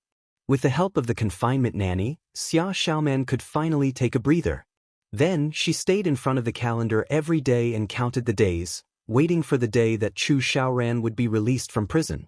Ning Shu was also waiting for the day when Chu Xiaoran would be released from prison. What was the point of staying in prison? There were people guarding him 24 hours a day. There was food and drink. When he was bored, there was a group of people to play with him and pick up soap. On the day that Chu Xiaoran was released from prison, Ning Shu drove to the prison gate. When he arrived, Xia Xiaoman was already waiting at the gate. Today, Xia Xiaoman even dressed up. She was wearing a white dress, but she was too thin and didn't look as good as before. There was a lingering tiredness on her body. Ning Shu stayed in the car and didn't get out. He watched as people came out of the prison gate one after another. Chu Xiaoran also came out. Xia Xiaomin covered her mouth and burst into tears. She then threw herself into Chu Xiaoran's arms. Ning Shu looked at Chu Xiaoran. This was completely different from the Chu Xiaoran in his memory. The current Chu Xiaoran had completely lost his noble and proud temperament. Without countless halos, Chu Xiaoran was just an ordinary man. In fact, he couldn't even compare to an ordinary man. Now that Chu Xiaoran had nothing and even had a criminal record, it would be difficult for him to step out of society. However, Ning Shu saw that Chu Xiaoran seemed to be very confident. Ning Shu pursed his lips. Does he still think that he can get up? Even if Chu Xiaoran wanted to get up, Ning Shu wouldn't give him the chance. After glancing at the two people who had successfully joined forces, Ning Shu drove away. In front of the prison gate, Chu Xiaoran and Xia Xiaoman were still hugging each other. Xia Xiaoman felt at ease when she hugged Chu Xiaoran's waist. She felt that she had someone to rely on and was no longer afraid of anything. On the way back to the villa, Xia Xiaoman told Chu Xiaoran about what had happened in the past year. Chu Xiaoran was a little moved. He didn't expect Xia Xiaoman to give up on leaving with her family and stay behind to wait for him. Chu Xiaoran hugged Xia Xiaoman and said, "Let's get married." Xia Xiaoman was very surprised. She smiled and nodded with tears in her eyes. Although there were no flowers or diamond rings, Xia Xiaoman didn't care about these things. She only felt the joy and happiness of being able to stay with her beloved and her child. They would be a happy family. After returning to the villa, Chu Xiaoran hugged his son. His heart was full of hope. With his ability, he would soon return to his peak and give Xia Xiaoman and their child a happy life. If Chu Xiaoran wanted to make a comeback, he needed capital. However, Chu Xiaoran's assets had all been confiscated by the authorities. Chu Xiaoran decided to sell the villa. When he first bought the villa, it cost nearly 10 million yuan. At that time, 10 million yuan was nothing to Chu Xiaoran, but now, it was the only capital he had. It was the capital he needed to make a comeback. After the villa was sold, Chu Xiaoran and Xia Xiaoman moved into an ordinary house in the community and lived a life without a house. Moreover, the confinement nanny who took care of the child was also dismissed. Hence, the responsibility of taking care of the child fell on Xia Xiaoman's shoulders. Chu Xiaoran took the money from selling the villa and went out to look for business opportunities. However, he usually didn't gain anything after a day. When Chu Xiaoran returned home, he didn't even have a hot meal to eat. Without the confinement nanny by her side, Xia Xiaoman found it very difficult to take care of the child. When Chu Xiaoran returned, she asked Xia Xiaoman to take care of the child and then went to cook for him. In the past, Xia Xiaoman didn't do any household chores. Hence, one could imagine how good the food she cooked was. Chu Xiaoran ate 2 mouthfuls and stopped eating. He ate something that was either noodles or paste. Living in a cramped house, Chu Xiaoran's heart was filled with anger. When he slept at night, the child would constantly cry, causing Chu Xiaoran to feel extremely vexed. Crying, wailing. Chu Xiaoran got up from the bed and went to the balcony to smoke. Frightened by Chu Xiaoran's voice, the child in the cradle cried even more ferociously. Xia Xiaoman's heart trembled when she saw that Chu Xiaoran was angry. She hurriedly hugged the child in her arms and coaxed him. Even though Chu Xiaoran was now in dire straits, Xia Xiaoman still gave in to him unconditionally because of the power he had accumulated over a long time. Chu Xiaoran was very anxious. He was eager to prove himself and stand up again. In the past, things that were easy in his eyes were now extremely difficult. He was chased out before he could even speak. The embarrassment and anger made Chu Xiaoran want to kill someone. The more it was like this, the more Chu Xiaoran wanted to return to the past and make these people who looked down on him regret and feel uneasy. Chapter 5:31. Ning Shu had been paying attention to Chu Xiaoran. He knew that Chu Xiaoran had sold his only villa and was preparing to start afresh with the money. Ning Shu could only say that he was a little naive. Chu Xiaoran was registered in front of the authorities. Basically, no one in T-City dared to cooperate with Chu Xiaoran.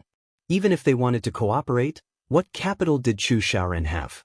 Now that Chu Xiaoran was no longer a business giant, other companies were scrambling to cooperate with him. Tea cools down when people leave. That was the reality. However, Chu Xiaoran was tenacious and seemed to be determined to succeed. Ning Shu felt that Chu Xiaoran could jump up and down because he had money in his hands. Without this money, he probably wouldn't be able to jump up and down. However, before Ning Shu could make a move, the person Ning Shu sent to monitor Chu Xiaoran told Ning Shu that Chu Xiaoran had already found a business partner. So fast. Ning Shu was a little surprised. Could it be that Chu Xiaoran was going to rise? However, news soon came that there was a new energy development project. It seemed to be very promising, and the company that cooperated with Chu Xiaoran was also very legitimate. Ning Shu sent someone to investigate, only to find that it was just a shell company. Even the office was rented and only had the name of the company hanging on it. It seemed that they were eyeing the money in Chu Xiaoran's hands. Moreover, the plan was very thorough. It seemed that Chu Xiaoran had already taken the bait. Both parties had already signed the contract, and Chu Xiaoran had invested half of his money. Ning Shu just watched without saying anything. He didn't think of reminding Chu Xiaoran. Chu Xiaoran must have gone out to look for business opportunities and let slip that he had money. Then, the swindler came up with such a plan. Chu Xiaoran had only invested half of his money. The swindler would think of ways to take all his money. Chu Xiaoran was a businessman, but ever since he was released from prison he had been in a very irritable state, causing him to lose his basic calmness and rationality. In addition, the swindler did things very formally and considered all aspects.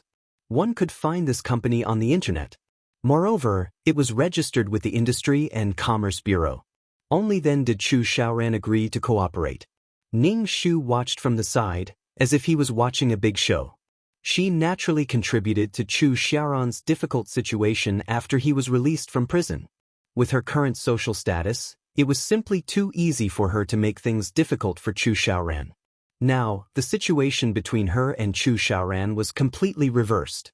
She watched coldly as Chu Xiaoran struggled bitterly. The high and mighty Chu Xiaoran would never have thought that he would have such a day.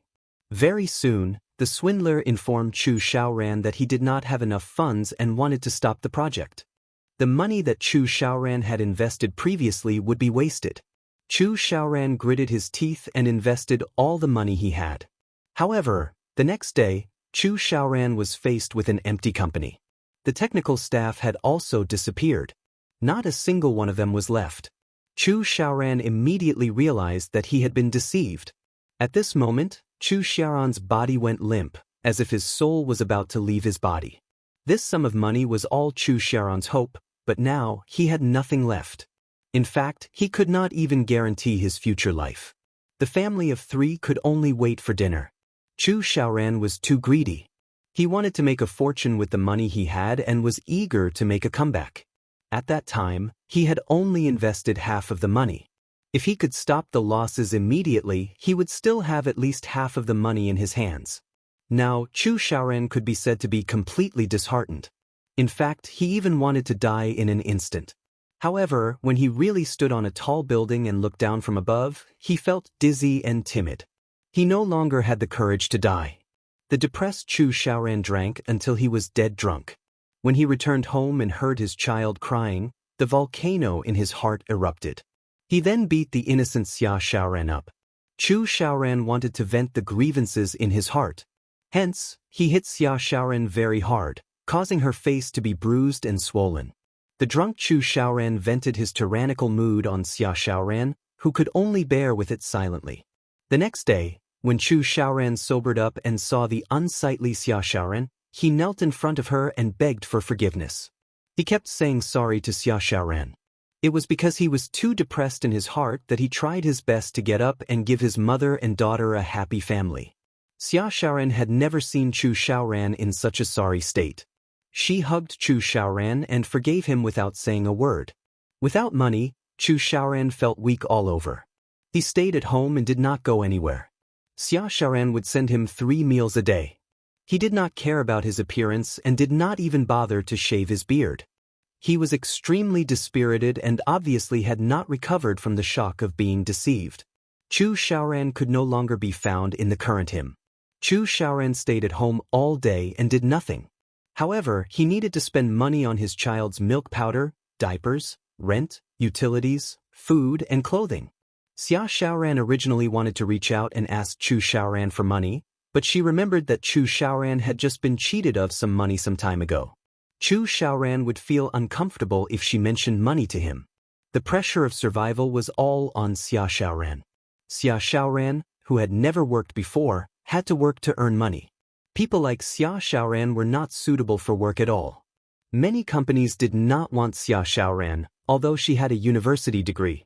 On one hand, Xia Xiaoran was considered a well-known figure in T-City because she was once the girlfriend of T-City's Prince Charming Chu Xiaoran. On the other hand, Xia Xiaoran always looked lost and helpless. It was obvious that she did not have the ability to work. In the end, Xia Xiaoran washed dishes in a small restaurant and even clumsily broke a plate. When she received her salary, she still had to pay for the broken plate. She did not receive much money at all. After washing dishes non-stop for a day, her waist was about to break. Her hands were wrinkled from soaking in water. When she returned home, the child wailed loudly. Chu Xiaoran sat on the sofa and watched television. He did not even think of hugging his child. After coaxing the child, Xia Xiaoran busied herself with cooking. After a day, Xia Xiaoran's face turned pale. When she slept, her waist hurt so much that she could not turn over. When the child made a fuss in the middle of the night, she still had to get up to coax him. Even so, Xia Xiaoran still did not say a word to Chu Xiaoran. The next morning, she woke up and prepared breakfast. She fed the child until he was full and changed his diapers before leaving. Chu Xiaoran was still sleeping in bed. Chu Xiaoran, who had nothing to do, felt frustrated. Hence, he drowned his sorrows in alcohol and began to drink. The drunk Chu Xiaoran would always hit Xia Xiaoran uncontrollably. In the past, Chu Xiaoran used to treat Xia Xiaoran coldly, but now, it had developed to the point of punching and kicking. Chu Xiaoran, who had fallen from a high position and was frustrated, could only find a sense of existence in Xia Xiaoran. After sobering up, Chu Xiaoran confessed to Xia Xiaoran. He promised time and time again that there would be no next time. However, the drunk Chu Xiaoran could not remember anything. Such venting was addictive. Xia Xiaoran's forgiveness time and time again made Chu Xiaoran unscrupulously. He even felt that it was natural. Chapter 5:32. Ning Shu knew that when Xia Xiaoman went out to work, the family of 3 depended on her for food while Chu Xiaoran did nothing. Not only that, he even drank and hit people when he was drunk. However, Xia Xiaoman still had no regrets. Ning Shu was dumbfounded. His outlook on life was refreshed again. How much tolerance does Xia Xiaoman have to live such a life? She still treats Chu Xiaoran like a treasure. She's in the late stages of Stockholm Syndrome. He felt that Xia Xiaoman was the kind of person who could still live happily with Chu Xiaoran even after Chu Xiaoran raped her mother, raped her father, and didn't even let off the chihuahua at home. Su Wenlang treated Xia Xiaoman very well, but Xia Xiaoman couldn't feel love. Instead, Chu Xiaoran kept hurting her, but she felt that it was love. There was something wrong with his outlook on love. He didn't even have the basic respect and love. What kind of love was this? As long as Chu Xiaoran behaved a little better, Xia Xiaoman would take a step back. Xia Xiaoman was in a weak position, and she was the one who put herself in a weak position. Ning Shu only asked people to continue paying attention to them. He didn't plan to care about them at all. He looked down at the 2 of them who were struggling to survive and suffering. In the plot, they were tortured and ended up together happily. That was because they had the support of money. Now that they didn't have the capital to torture others, they would only be tortured by life. Ning Shu went to court to file a lawsuit when he had nothing to do. He would also take some time to walk around and relax. Occasionally, he would listen to the things between Chu Xiaoran and Xia Xiaoman. It seemed that Chu Xiaoran was now addicted to gambling and wanted to become rich through gambling. Every time, he would take away the money at home. That money was the money that Xia Xiaoman painstakingly earned for her children. Chu Xiaoran, who started stealing money, felt a little guilty. He told Xia Xiaoman that he would definitely win a lot of money back and didn't want to see her suffer so much. Xia Xiaoman didn't say anything and had no choice but to work harder. Wasn't Xia Xiaoman tired? She was very tired, but Xia Xiaoman only wanted to have someone to rely on. Even if it was a little tiring, she definitely wouldn't be able to hang on if she was alone. Xia Xiaoman was a person who was very afraid of loneliness. She had no independent mentality and Chu Xiaoran was her psychological support. Even if Chu Xiaoran was in a bad state now, Xia Xiaoman was still afraid that he would leave her. Chu Xiaoran did not take care of his family or his children. He was addicted to gambling all day long.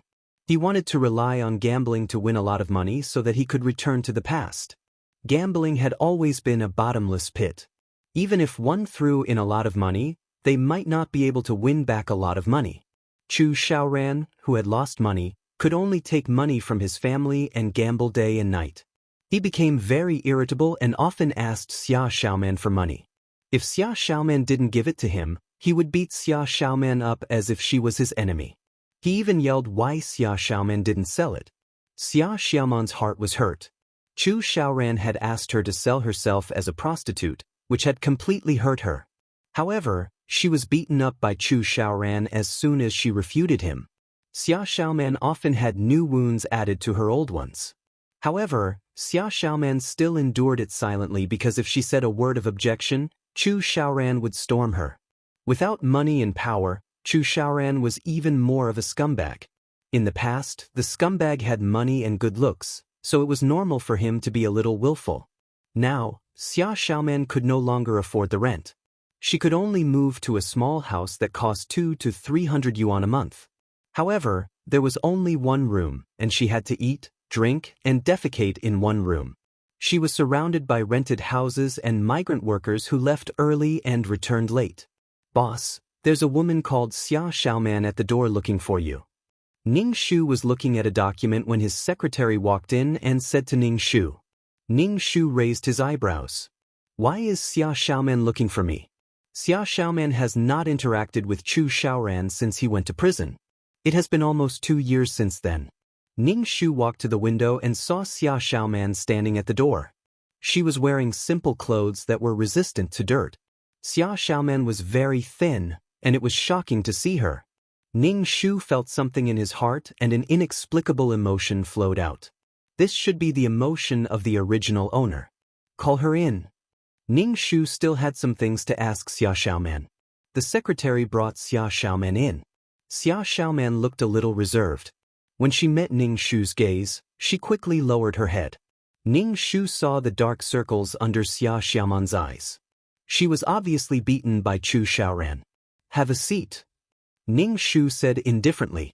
Xia Xiaoman sat on the sofa trembling. Ning Shu asked again, "What do you want to drink?" No. Xia Xiaoman hurriedly waved her hand, looking very flustered. The cruel life had destroyed Xia Xiaoman into a timid and humble woman. Ning Shu saw that her hands were very rough, and there were some small wounds. She was wearing very cheap flat rubber shoes. Although Xia Xiaoman was simple in the past, she was still very beautiful when she tidied herself up. She would never leave her high heels behind when she went out. The heavy pressure of life made Xia Xiaoman have no money and no time to tidy herself up. When survival became a problem, living was the most important thing. Ning Shu looked at Xia Xiaoman. Her skin had become rough and darker than before, but her lips were pale without any color. She was anemic and malnourished. There was even a black aura between her eyebrows. Xia Xiaoman's body was seriously overdrawn, and she might even die young. Ning Shu felt very stifled. Why didn't women love themselves more? Why couldn't they leave men? Xia Xiaoman's various actions made Ning Shu hate her very much, but she herself was addicted to it. When Xia Xiaoman saw Ning Shu staring at her, she could only lower her head and pinch the corner of her clothes with her hands uneasily. She didn't even have the courage to look at Ning Shu. The man was wearing a straight suit, and his handsome appearance set her off into the mud. Xia Xiaoman's heart was full of feelings, and she was very impetuous. "Is it worth it?" Ning Shu asked. A woman could humiliate herself like this. Xia Xiaoman raised her head and looked at Ning Shu, then lowered her head and whispered, Brother Wenlang, I can't go back. Because there was no hope, she simply saved her strength and was too lazy to struggle? Just like that? Now Xia Xiaoman was less than 30 years old, but her face looked like she was almost 40 years old. She was dark and thin, and her whole body was tired. It was a good time for a woman to go shopping and drink coffee with her best friend in beautiful high heels. Xia Xiaoman's miserable life was completely caused by herself. Perhaps she didn't feel how miserable she was. She was with the man she loved, and they had a child. It was a perfect family. Ning Shu originally wanted to ask Xia Xiaoman if she regretted it for Su Wenlang, but it was obviously unnecessary. Chapter 5:33. Why are you looking for me? Ning Shu said faintly. They had not contacted each other for a long time. Why did Xia Xiaoman suddenly come to him? Xia Xiaoman's face was a little red, which made her face dark red. The sunburn on her face became obvious. Xia Xiaoman pinched the corner of her clothes tightly, looking embarrassed. Ning Shu didn't rush her. She asked her secretary to pour 2 glasses of water. Xia Xiaoman wiped her hands on her clothes, picked up the glass and drank the water. Ning Shu asked his secretary to pour more water. Xia Xiaoman hurriedly waved her hand. Thank you, Brother Wenlang. I'm not thirsty. Brother Wenlang, Xia Xiaoman opened her mouth but did not say anything in the end. Xia Xiaoman really could not open her mouth. She came to Ning Shu because she was forced by Chu Xiaoran. It was hard to imagine that Chu Xiaoran forced her to come. In the past, whenever she mentioned Su Wenlang's name, Chu Xiaoran would be very angry. But now, he asked her to come to Su Wenlang because Su Wenlang was rich. Chu Xiaoran often saw Ning Shu on TV, and Ning Shu was already the ambassador of T-City. There was a public service advertisement that was often broadcast on TV. Chu Xiaoran hated Ning Shu.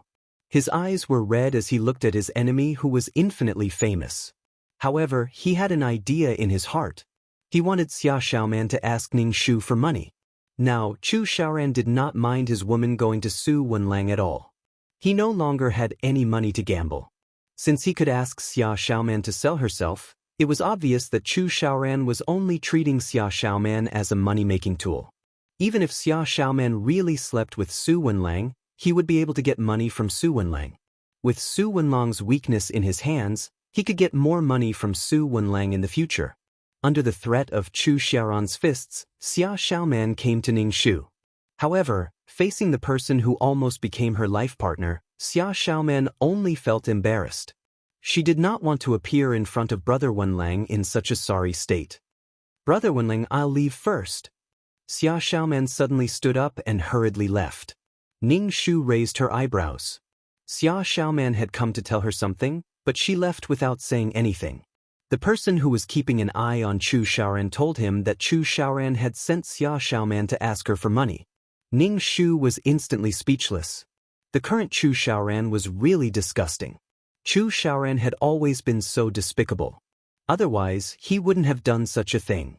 When Xia Xiaoman returned empty-handed, she naturally had to face Chu Xiaoran's fury.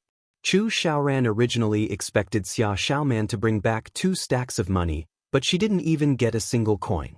In addition, Xia Xiaoman said that she would never ask Brother Wenlang for money, which angered Chu Xiaoran.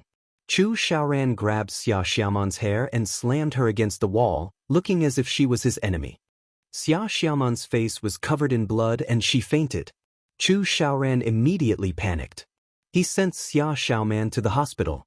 Xia Xiaoman relied on Chu Xiaoran, but Chu Xiaoran also relied on Xia Xiaoman. Without Xia Xiaoman, he couldn't survive. He had no food to eat and no money to gamble.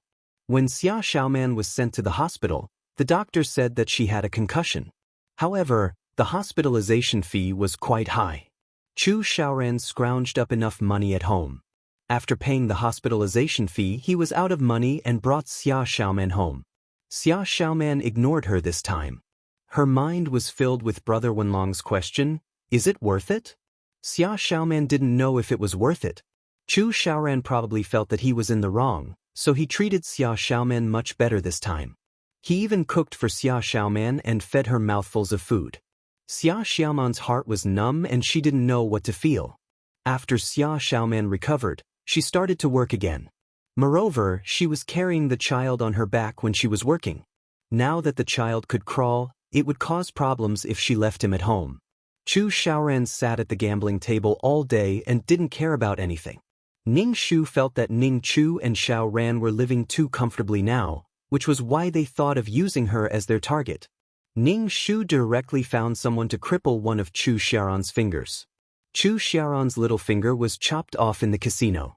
Chu Xiaoran used to run an underground gambling den, so he should be very clear about the twists and turns in it. It was impossible to make a fortune by relying on gambling. Chu Xiaoran probably knew in his heart, but he had to vent his frustrations. Besides, gambling was addictive. Once he walked on this path of no return. Chu Xiaoran was sent to the hospital. Xia Xiaoman tried her best to collect enough money to reattach Chu Xiaoran's finger, but it required too much money. Xia Xiaoman couldn't afford it and couldn't do anything about it. For Chu Xiaoran, Xia Xiaoman put down the last bit of dignity in her heart and came to Ning Shu to beg. However, she was told that Ning Shu wasn't there. Xia Xiaoman was burning with anxiety. She waited at the door, but Ning Shu didn't come out. At this time, Ning Shu had already gone to the countryside to spread his knowledge of the law. In the end, Chu Xiaoran's finger couldn't be reconnected and he became a disabled person. Knowing that his finger was gone, Chu Xiaoran was furious. He vented all his emotions on Xia Xiaoman and beat her up until she was sent to the hospital. The two of them were lying in the hospital. They had no money and were driven out of the hospital the next day. In the end, the two injured people could only help each other home. Ning Shu knew about these things, but she just smiled faintly. Supporting each other like this was also true love. Ding, do you want to leave the mission world? 2333's voice appeared in Ning Shu's mind. Leave.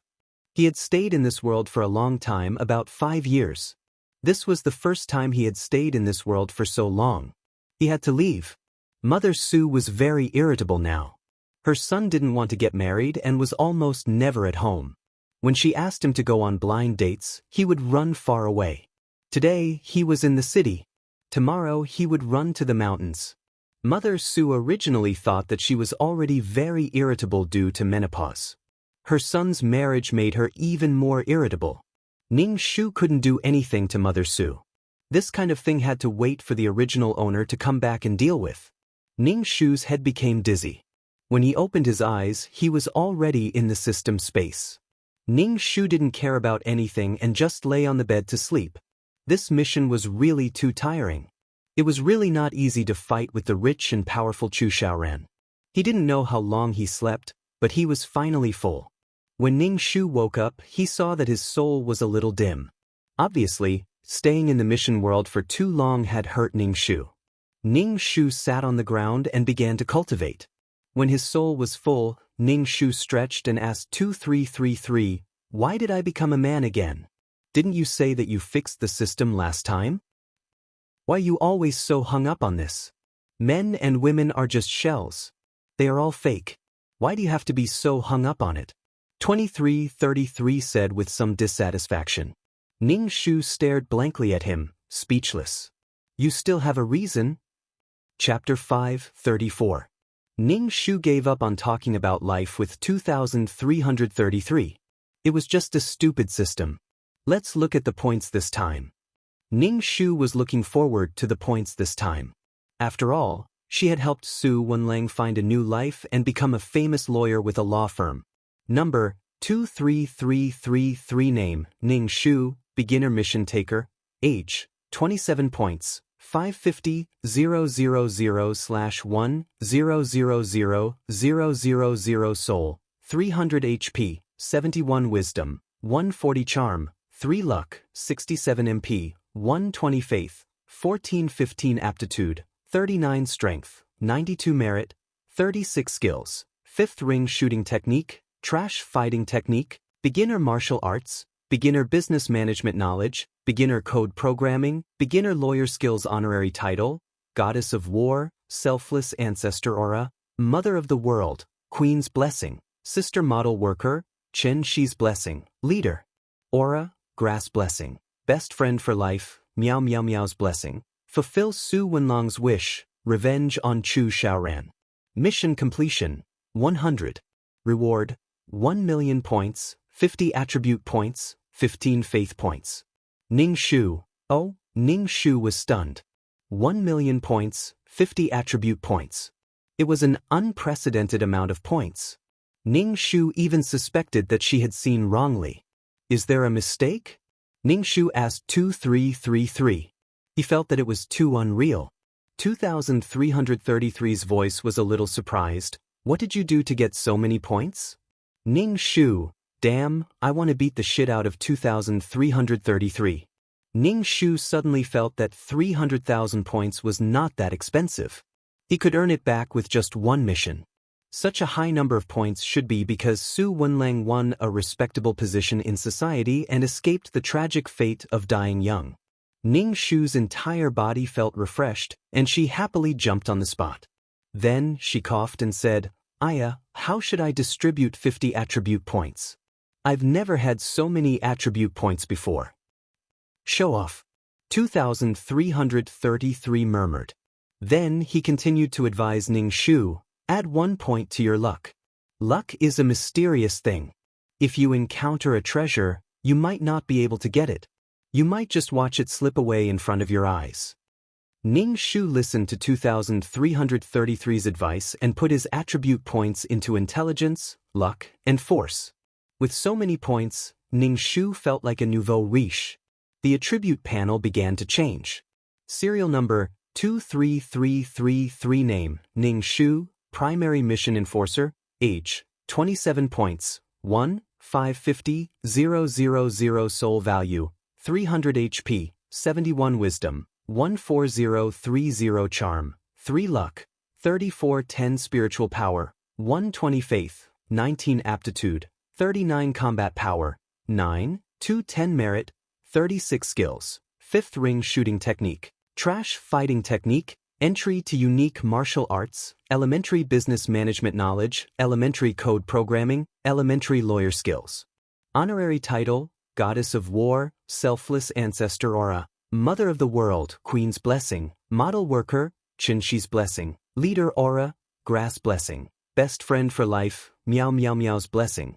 This time, the high points made Ning Shu very happy. He felt that he had found the right direction and that the consultant did not lie to him. It was to treat the mission enforcer's life as your own and strive for a brilliant life. Fame, status, money, power, as long as you achieve one, it would be a successful life. Ning Shu calmed himself down and prepared to go to the virtual space. Although he could not afford to buy anything, it was good to broaden his horizons. Last time, he saw the school doctor. Ning Shu wanted to try his luck and see if he could meet the school doctor again. 2333 was really a piece of trash. He did not know anything when you asked him. After a moment of weightlessness, Ning Shu found himself standing on the quaint street. Ning Shu first went to the consultation room to thank the silver-haired man. But when he reached the door, Ning Shu stopped. It was better not to go in. She would be speechless if he asked her for points after saying a few words. Ning Shu turned around and left. He was going to the restaurant to eat something to satisfy his appetite. Ning Shu liked this kind of lively place where he could hear a lot of gossip. With so many mission enforcers gathered together, he could always hear some more important information. Ning Shu ordered some dishes and listened to the gossip of the people around him. In fact, Ning Shu wanted to know about the school doctor. Originally, Ning Shu only thought that the school doctor was a little badass, a little evil, a little misophobic, and a little abstinent. But after seeing the school doctor in the virtual space, Ning Shu felt that the school doctor was even more evil. For some reason, he felt that the school doctor's evil aura was even stronger. He was a little scared. Ning Shu gnawed on a drumstick while listening to other people's conversations. After listening for a long time, he did not hear anything about the school doctor. Was he hallucinating when he saw the school doctor? The school doctor who appeared and disappeared like a ghost. Ning Shu was too lazy to care about the school doctor. He ate a table full of dishes, paid the bill, and wandered around the virtual space. Ning Shu saw a pet shop. Pet shop. There were pets here. Ning Shu walked in. The shop was full of cages with all kinds of pets. There were cats, dogs, and some animals that Ning Shu did not recognize. They were probably products of other dimensions. Ning Shu saw a husky. This husky was lying on the ground with its long tongue hanging by the side of its mouth. It had an expression that said, "What are you looking at?" Ning Shu wandered around. He wanted to buy one back, but he remembered that he was doing missions most of the time. It was not good to leave a pet in the system space where time did not pass. The system space was very quiet. Staying in the system space for too long was actually not good for one's mentality. Ning Shu gave up on buying a pet. After wandering around for a while, Ning Shu decided to go back. 2333, let's go back. After a moment of weightlessness, he returned to the system space. Ning Shu took a book from the bookshelf and started reading. He planned to finish reading a book before doing a mission. He could always finish all the books on the bookshelf.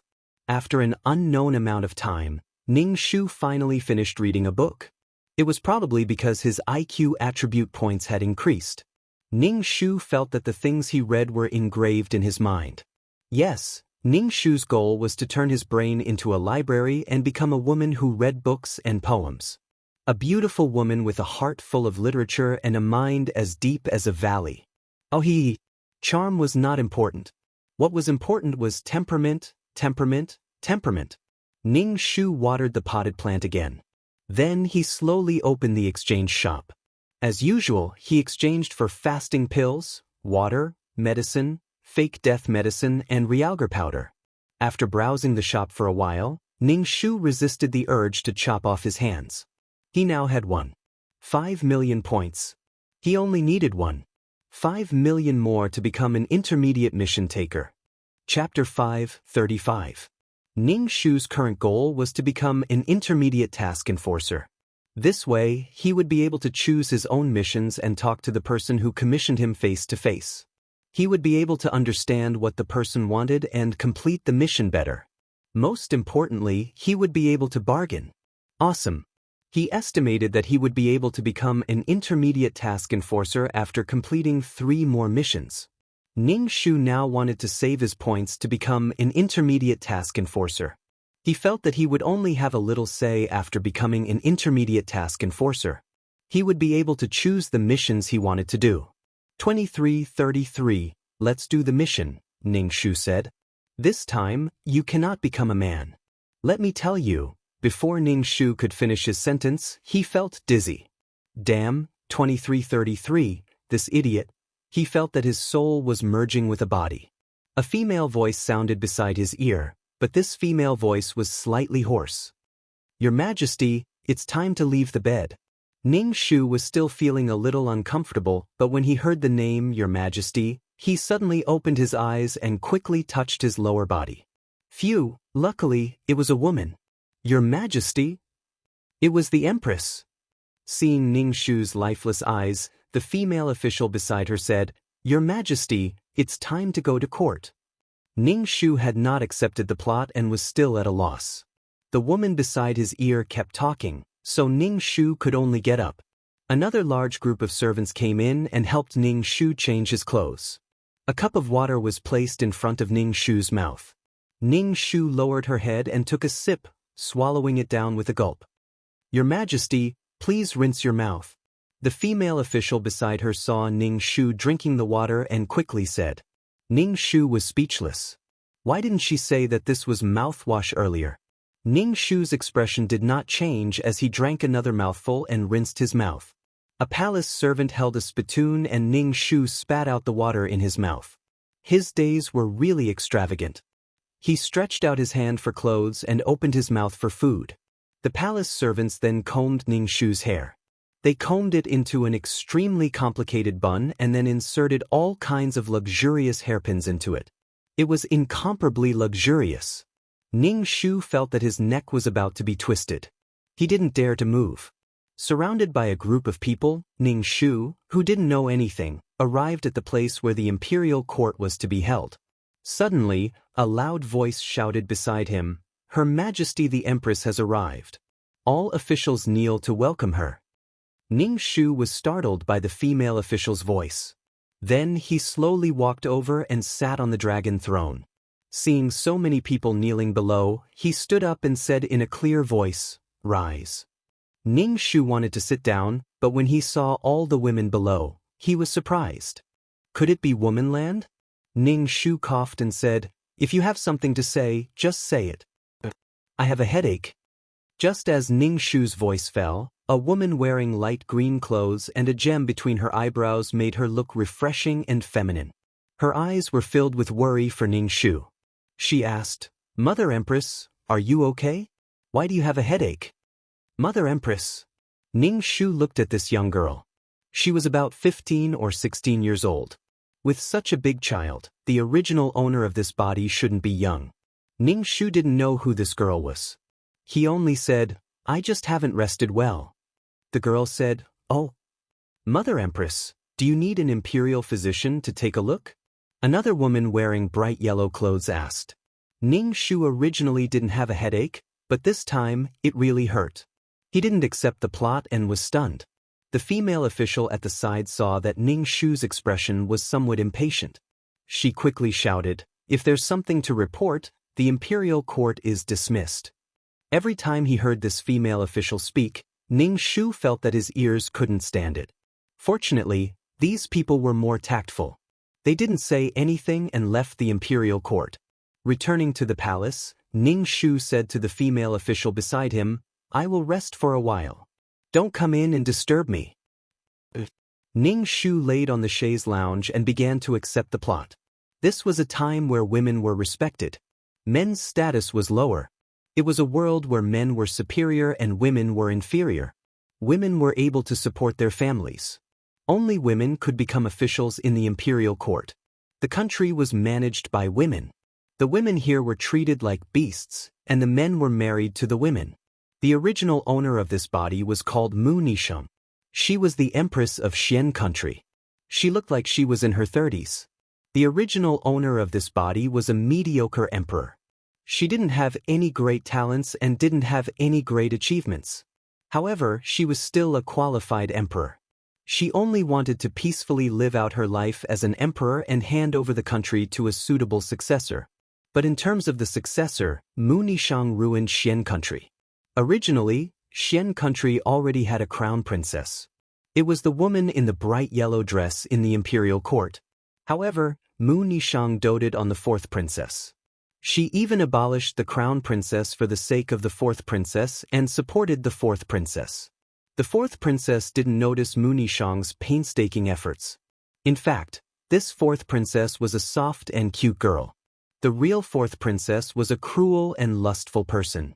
She was killed by her own husband and the soft and cute girl transmigrated. In this world where women were respected, the soft and cute girl knew how to act coquettishly and blush. She also knew how to act cute.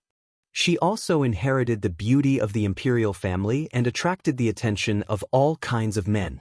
This was actually a story of a girl who attracted love everywhere. She fell in love with all kinds of men. The cute girl was indeed kind-hearted and treated Mu Nisheng well. She treated Mu Nisheng as her real mother. It was easy to tell if people were sincere or hypocritical when interacting with each other. Moreover, Mu Nisheng had been the empress for many years. The fourth princess's care for Mu Nisheng was sincere. Mu Nisheng protected her daughter openly and secretly. It was inevitable that she would spoil her a little. The empress didn't like her position being coveted by others. Mu Nisheng even tested the fourth princess a few times, saying that she wanted to pass the throne to the fourth princess.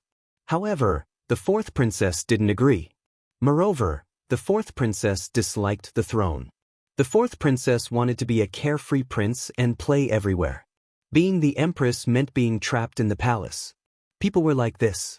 If you insist on snatching, I won't give it to you. If you don't want it, I will give it to you. In the end, the throne was still in the hands of the fourth princess. The fourth princess was a soft and gentle girl. How could she handle the affairs of the imperial court? She was completely clueless. Even when Mu Nisheng taught her how to rule the country, she was still sloppy. After ascending the throne, the fourth princess's official husband was in charge of handling the affairs of the imperial court. This fourth princess was the son of the prime minister. He was very knowledgeable. After the fourth princess gave birth to his son, he taught his son how to rule the country step by step. When his son was able to take charge, the fourth princess told the fourth princess to let her son be the emperor. Then, the group of them would go sightseeing. The fourth princess was naturally willing. She didn't have any objections to a man being the emperor. After all, in her time and space, it was always men who were the emperors. Then, the fourth princess brought her 3 husbands and 4 attendants to sightsee. She enjoyed the happiness of having multiple men and occasionally came back to see her son. Then, the country became the Yuan families. It was still a man who was the emperor. The status of men and women slowly shifted. Chapter 5:36. In fact, in the hundreds of years that the Mu family ruled Xian country, male chauvinism had begun to sprout. That is, men were no longer satisfied with staying at home and being controlled by women. Men's male hormones had always been full of plunder and invasion. Even if the men of today acted coquettishly and put on makeup, the desire for power lurked in their bones. Huang Siku's personality was very attractive to men. Her personality was different from the strong women of this era. The men who could follow Huang Siku all loved her very much. Even if the mother had ambitions in her heart, she still wanted her son to become the emperor so that she could play with her beloved. If she did not love Huang Siku, she would have become the emperor. Huang Siku was a girl worthy of deep love. She was sincere to people. She was a little silly and simple-minded, but she was lovable. The original owner's wish was to protect Xian country and not let the lowly men control it. She did not want Huang Siku to become the empress, but she hoped that Huang Siku would be safe. Mu Nishang did not have any hatred for Huang Siku. After all, it was her own love for Huang Siku that blinded her and gave the people around Huang Siku an opportunity. After Ning Shu accepted the plot, he felt that this task was relatively simple. Huang Siku did not want to be the emperor. The country already had a crown prince, so the country could be handed over to the crown princess. Ning Shu felt that this task was not difficult. The only difficulty was that she had never been the emperor. So now she had to learn how to deal with court affairs and be a qualified emperor. Your Majesty, Her Highness Huang Siku is waiting for Your Majesty at the door. I said that Your Majesty was resting, but Her Highness Huang Siku said that she would wait until Your Majesty woke up. The female official saw that Ning Shu had woken up and came over to inform Ning Shu. Ning Shu nodded. Let her in. Huang Sinu walked in and bowed towards Ning Shu. She was still wearing the light green robes that she wore to the morning court. It seemed that she had not returned to the Fu at all and had come here to wait after the morning court. Just this gesture made Ning Shu's heart feel warm. No wonder Mu Nishang loved this girl so much. Even if the country was ruined, she did not blame her. Imperial Mother, how is your body? Have you called the imperial physician? Did you not sleep well last night? Imperial Mother, you should walk more. Don't stay in the hall all the time. Go out and take in some fresh air. Imperial Mother, why don't you learn yoga from your son? It can help you shape your body, exercise your body, and release pressure. It's only comfortable when you sweat all over, Imperial Mother. Mu Yao was a chatterbox. Ning Shu's ears were filled with Mu Yao's chattering. The corners of Ning Shu's mouth held a smile as he waited for her to speak. After Mu Yao finished speaking, she looked at Ning Shu with clear eyes. Imperial Mother, what do you think? Ning Shu was speechless. Ning Shu stiffly changed the topic. I heard that the servants in your inner courtyard are causing trouble again recently. Men should be disciplined more, don't spoil them all the time. Mu Yao's face reddened. She shook Ning Shu's arm and said coquettishly, Your son knows that they have no ill intentions. If they had no ill intentions, how could they have caused Mu Yao's death? Now that they sensed that Mu Yao had changed, each and every one of them had taken a fancy to her.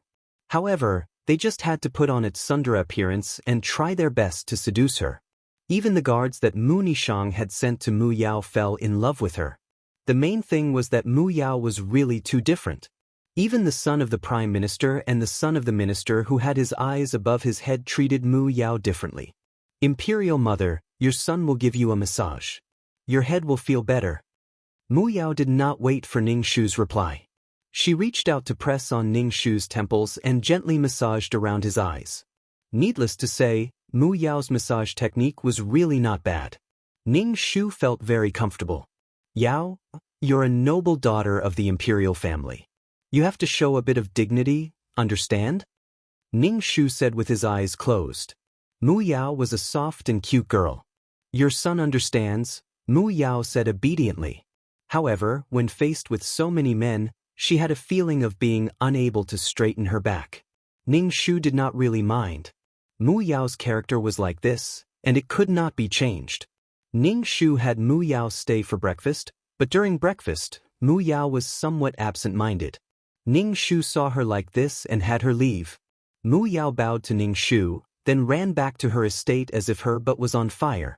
The beautiful men in the estate had made breakfast for her. If she returned late, they would throw a tantrum with her again. Mu Yao was different from the female chauvinism of this world. She was very good to the male servants in the inner courtyard. Mu Yao was a good woman. After breakfast, Ning Shu began to review the memorials.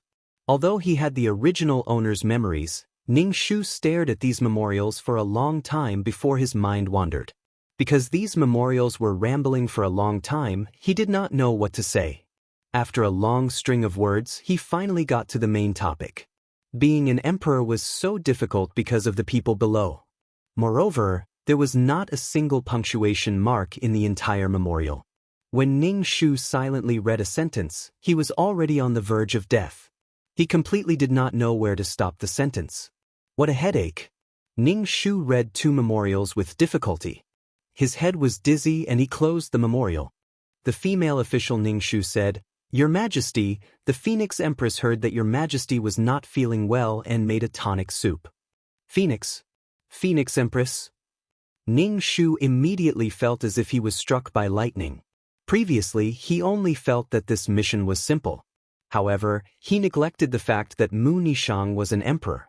She had 3 palaces and 6 courtyards in the imperial harem and so many male concubines. Ning Shu felt dizzy. Ning Shu's mouth twitched. Did she have to pamper the men in the imperial harem? Her kidneys would be weak. The female official waited for Ning Shu's reply. Ning Shu rubbed his forehead and said, Let the Phoenix Empress come in. A man wearing ivory white clothes walked in. This man was handsome, but his every movement was dignified and magnanimous. He carried a box of food in his hand and bowed to Ning Shu. He took out the tonic soup from the box and gently said to Ning Shu, Changqing greets Your Majesty. Mu Nishang's Phoenix Empress was called Lu Changqing. He was the crown princess's father. Ning Shu recalled the plot. It seemed that he was banished to the cold palace by Mu Nishang. Mu Nishang did not even see him before she died. Lu Changqing's eyebrows and eyes were like a painting. His hair was slightly loose and there was a xiangfei bamboo flute at his waist. He was a very elegant man. Thank you, Phoenix Empress. Ning Shu looked at the tonic soup and said, I will drink it later. Lu Changqing smiled faintly. He did not force Ning Shu to drink the tonic soup. He only said, Your Majesty, drink it while it's hot. It won't taste good when it's cold. Ning Shu nodded and lowered his head to look at the memorial. Lu Changqing bowed and turned to leave. The jade at his waist made a low sound when it collided with the xiangfei bamboo. Lu Changqing was a very charming man. Ning Shu did not drink the tonic soup. Instead, he gave it to the female official beside him. This was because when he faced Lu Changqing, there was an indescribable feeling in his heart. This feeling was not Ning Shu's, but the original owner's. Ning Shu did not know what this feeling contained, but it made Ning Shu wary. Chapter 537. Ning Shu's scalp went numb at the thought of having so many hot male concubines in the harem. Actually, Mu Nishang was a woman with a strong desire. As the empress, there was no way she could stay in front of so many handsome men. Phoenix Empress Lu Changqing had just delivered the tonic soup. Not long after, Crown Princess Mu Shui sent someone to deliver something into the palace. Ning Shu looked at the box that the Empress Dowager had given her. It was filled with pills that looked like mud balls. Looking at the color, she had no appetite at all. What's more, pills were things like cinnabar, sulfur, alchemy stones, and the like mixed together. If it was a little exaggerated, it would be like adding a little bit of a maiden's blood into the pill furnace to refine it. This thing could cure all diseases and make one immortal? The original owner had a habit of eating pills because it could double Mu Nishang's pleasure in bed. Over time, she couldn't leave these things. Your Majesty, the Crown Princess said that the pills this time are better and gentler. They can also nourish the body, the female official said to Ning Shu as she held the box. Ning Shu glanced at the female official. He felt that this official was very talkative. She seemed to have been by Mu Nishang's side since she was young. She could be considered loyal. Official Autumn, don't talk so much in the future. My head hurts, Ning Shu said indifferently. Official Autumn's expression froze. She knelt on the ground and said fearfully, Your Majesty, please forgive this servant. This servant will not speak anymore. Rise. Ning Shu faintly said. She reached out and took out a pill from the box. She placed it on the tip of her nose and smelled it. There was the smell of rosin and sulfur. She guessed that the rosin was suppressing the other smells.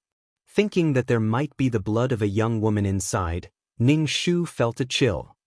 Put the pill in my chambers. Ning Shu held a cinnabar brush in her hand as she stared at the memorial. She somewhat understood that Mu Nishang didn't just abolish the crown princess because she doted on Mu Yao. It was most likely that the current crown princess was somewhat impatient and wanted to ascend the throne. What kind of daughter would give her mother pills? Anyone with a bit of common sense would know that this thing wasn't an immortality pill, but something that could take one's life. It drained one's energy and destroyed one's body. Especially the 5 minerals powder, which was the ancient version of drugs. It was a chronic poisoning. Ning Shu frowned.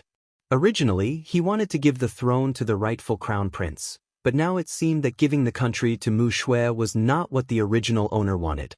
Otherwise, Mu Nishang would not have taken such a big risk to depose the crown prince. In other words, she still wants to do the same as in the plot, cripple Mu Yao and establish a new crown prince? In any case, it was impossible for the 4 imperial daughters to inherit the throne. Otherwise, the Yuan family would have the opportunity to control the imperial court. Excluding these 2 adult princesses, there were still 2 princesses in the middle, but they didn't have much of a presence. Ning Shu felt a headache coming on. Previously, he had thought that this quest would be simple. Now, it seemed that it wasn't simple at all. Ning Shu closed the memorial and said to Maid Qiu, Call the 4th princess into the palace. I have something to say to her. Maid Qiu immediately went to do it. Not long after, Mu Yao hurried over. Lifting her skirt, she stepped over the threshold and walked into the palace. Her forehead was covered in sweat. It was obvious that she had rushed over after getting off the carriage at the palace entrance. Mu Yao was a little breathless as she bowed to Ning Shu. Then Ning Shu asked, Imperial Mother, why are you looking for me? It's nothing. I just want someone to accompany Imperial Mother for dinner. Ning Shu said with a smile. Mu Yao sighed. Imperial Mother suddenly summoned me into the palace. I thought it was something important. You were too anxious. Ning Shu said with a smile. No wonder Mu Nishang doted on Mu Yao. Mu Yao had a silly air about her and was very serious when she encountered things. Everyone liked the feeling of being cared for. From Mu Yao's actions just now, it was clear that Mu Yao cared about Mu Nishang in her heart. She ran over as soon as she was called. Ning Shu didn't have any ill intentions towards Mu Yao. Moreover, the original owner of this body hoped that Mu Yao could be safe and happy. Ning Shu would also do his best to protect Mu Yao. He didn't know if the original owner of this body, Mu Nishang, could tell that this Mu Yao was no longer her woman. The 2 of them had changed so much. She should be able to tell that the original Mu Yao was violent, cruel, lustful, and lascivious. She definitely wasn't like the current Mu Yao. However, she still protected Mu Yao openly and secretly. She even gave the empire to Mu Yao. This showed that this Mu Yao had walked into Mu Nishang's heart, even if she knew that this Mu Yao was suspicious. As an empress, Mu Nishang's heart was lonely. Ning Shu told Maid Qiu to tell her what she liked and let the imperial kitchen make it. Mu Yao didn't stand on ceremony. She ordered what she liked to eat and also ordered what Ning Shu liked to eat. Ning Shu watched from the side and didn't say anything. Mu Yao asked Ning Shu, Imperial Mother, is this okay? Ning Shu nodded. Mu Yao immediately smiled and said to Maid Qiu, "I'll have to trouble Maid Qiu. This servant doesn't dare. This is this servant's duty." Maid Qiu hurriedly said. Mu Yao looked at Ning Shu's tired expression. She got up from the chair and walked behind Ning Shu. She stretched out her hand and placed it on Ning Shu's temple. She slowly rubbed it while saying, "Imperial Mother, you're working too hard. Imperial Mother has so many ministers. There are some things that you should just let them do. You're the Empress, so you should be relaxed." Ning Shu could only say that Mu Yao was foolish. There were some things that only an empress could do. If a minister did it, then it would be disgraceful. Some power must be held in one's hands. Imperial Mother, people should be happy. If they can enjoy happiness, then they should enjoy it. If they can be a rice worm, then they should be a rice worm. Your son's wish is to be a rice worm. Mu Yao said in a very sincere and light tone. Everyone is in this lifetime. Imperial Mother should do something that makes you happy. For example, your son likes to go shopping and buy things. Imperial Mother, you know that there are a lot of delicious food in Xian City. The osmanthus wine from Drunken Immortal restaurant is fragrant and sweet. There's also sesame pancakes from Biscuit Shop that are crispy and fragrant. Ning Shu, I'm so sleepy. Ning Shu listened to Mu Yao talk nonstop. It was like a lullaby. When it was time to eat, Mu Yao would pick up food for Ning Shu. Then she would eat very happily. It was as if these things were delicacies in the world. Mu Yao ate very happily. Even Ning Shu felt that he had an appetite. From the moment he entered this body, Ning Shu felt all kinds of chest tightness and shortness of breath. His entire body was very weak. Ning Shu knew that this was because he had eaten too many pills. There was a lot of pill toxins in his body. Moreover, Ning Shu really wanted to eat pills. The original owner of this body ate pills when he was spiritless. After taking the pills, he would instantly feel refreshed and his strength would increase. This was actually a kind of short-term effect to confuse people. It was simply a vicious cycle. Ning Shu didn't plan to eat that pill.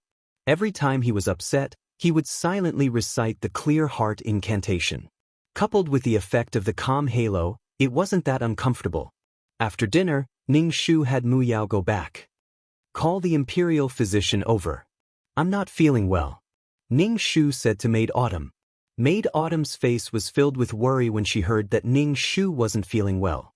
She immediately sent someone to call the imperial physician. Chapter 5:38. Ning Shu felt like he had to find a reason not to sleep with so many male concubines. Fuck, Ning Shu was very afraid of dying in bed. This body was the worst Ning Shu had ever encountered. "Doctor, how is my body?" Ning Shu asked the doctor who was checking his pulse. The doctor's hand shook as she took his pulse. She knelt on the ground and said, "Your body needs to rest. If I may be so bold, Your Majesty should eat less medicine." "What does resting involve?" Ning Shu raised his eyebrows and looked at the doctor. The doctor was shocked at first, but then she said, "Your Majesty should abstain for a while." Okay, that was the answer Ning Shu wanted. The doctor left. Ning Shu planned to practice his ultimate martial arts. He had to get his body well. His body was very weak and he was always sweating. "Your Majesty, today is the 15th, Ning Shu said. "So?" Ning Shu understood immediately. The 15th should be at the Phoenix Queen's Palace. Ning Shu thought about it and decided to go to Phoenix Palace. Mu Nishang always went to Lu Changqing's palace on the 15th every month. Ning Shu couldn't change that. They arrived at Fengqi Palace. Lu Changqing was dressed in blue, but he never left his bamboo flute. Lu Changqing was a very elegant and charming man. He always had an indifferent and quiet temperament. Seeing Lu Changqing, Ning Shu's heart had a strange feeling. It was like something was going to break out of his heart. Why was Mu Nishang's feelings for Lu Changqing so complicated? It was so complicated that Ning Shu couldn't tell what Mu Nishang's attitude towards Lu Changqing was. However, she was certain that Mu Nishang loved her Phoenix Queen. Lu Changqing was a quiet person.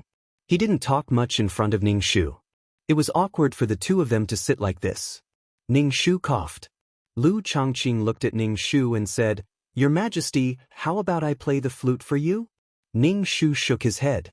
It was already so late, Playing the flute would disturb the people. Let's go to bed. A subtle expression flashed across Lu Changqing's face. He walked forward to help Ning Shu change his clothes. Lu Changqing's bony fingers brushed across Ning Shu's neck, making Ning Shu feel a burst of numbness and goosebumps all over his body. Ning Shu almost couldn't control himself and wanted to push Lu Changqing away. However, Ning Shu noticed that Lu Changqing's hand was slightly trembling. Ning Shu calmed down and held Lu Changqing's hand. Lu Changqing's hand was a bit cold, as if he was holding a piece of jade. There's no need to trouble yourself. The imperial physician said that I need to recuperate, Ning Shu said. Lu Changqing discreetly broke free from Ning Shu's hand. Ning Shu revealed a faint smile, giving people a very comfortable feeling. Lu Changqing and Ning Shu lay on the bed.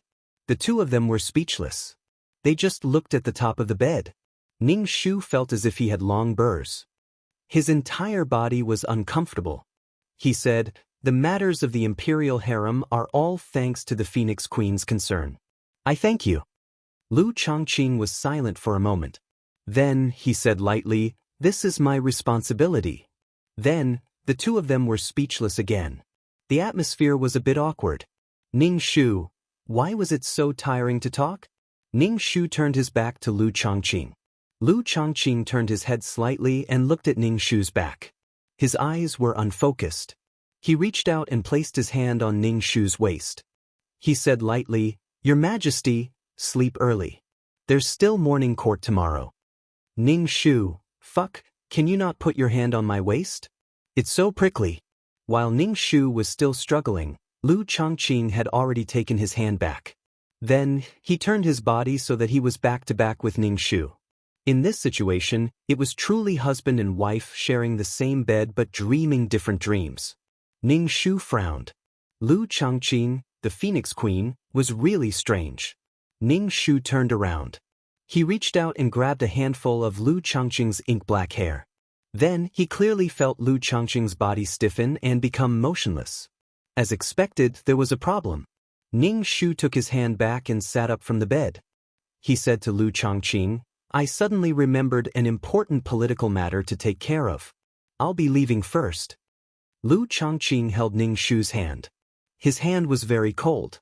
As soon as he held Ning Shu's hand, Ning Shu shivered. The coldness seemed to have invaded his heart.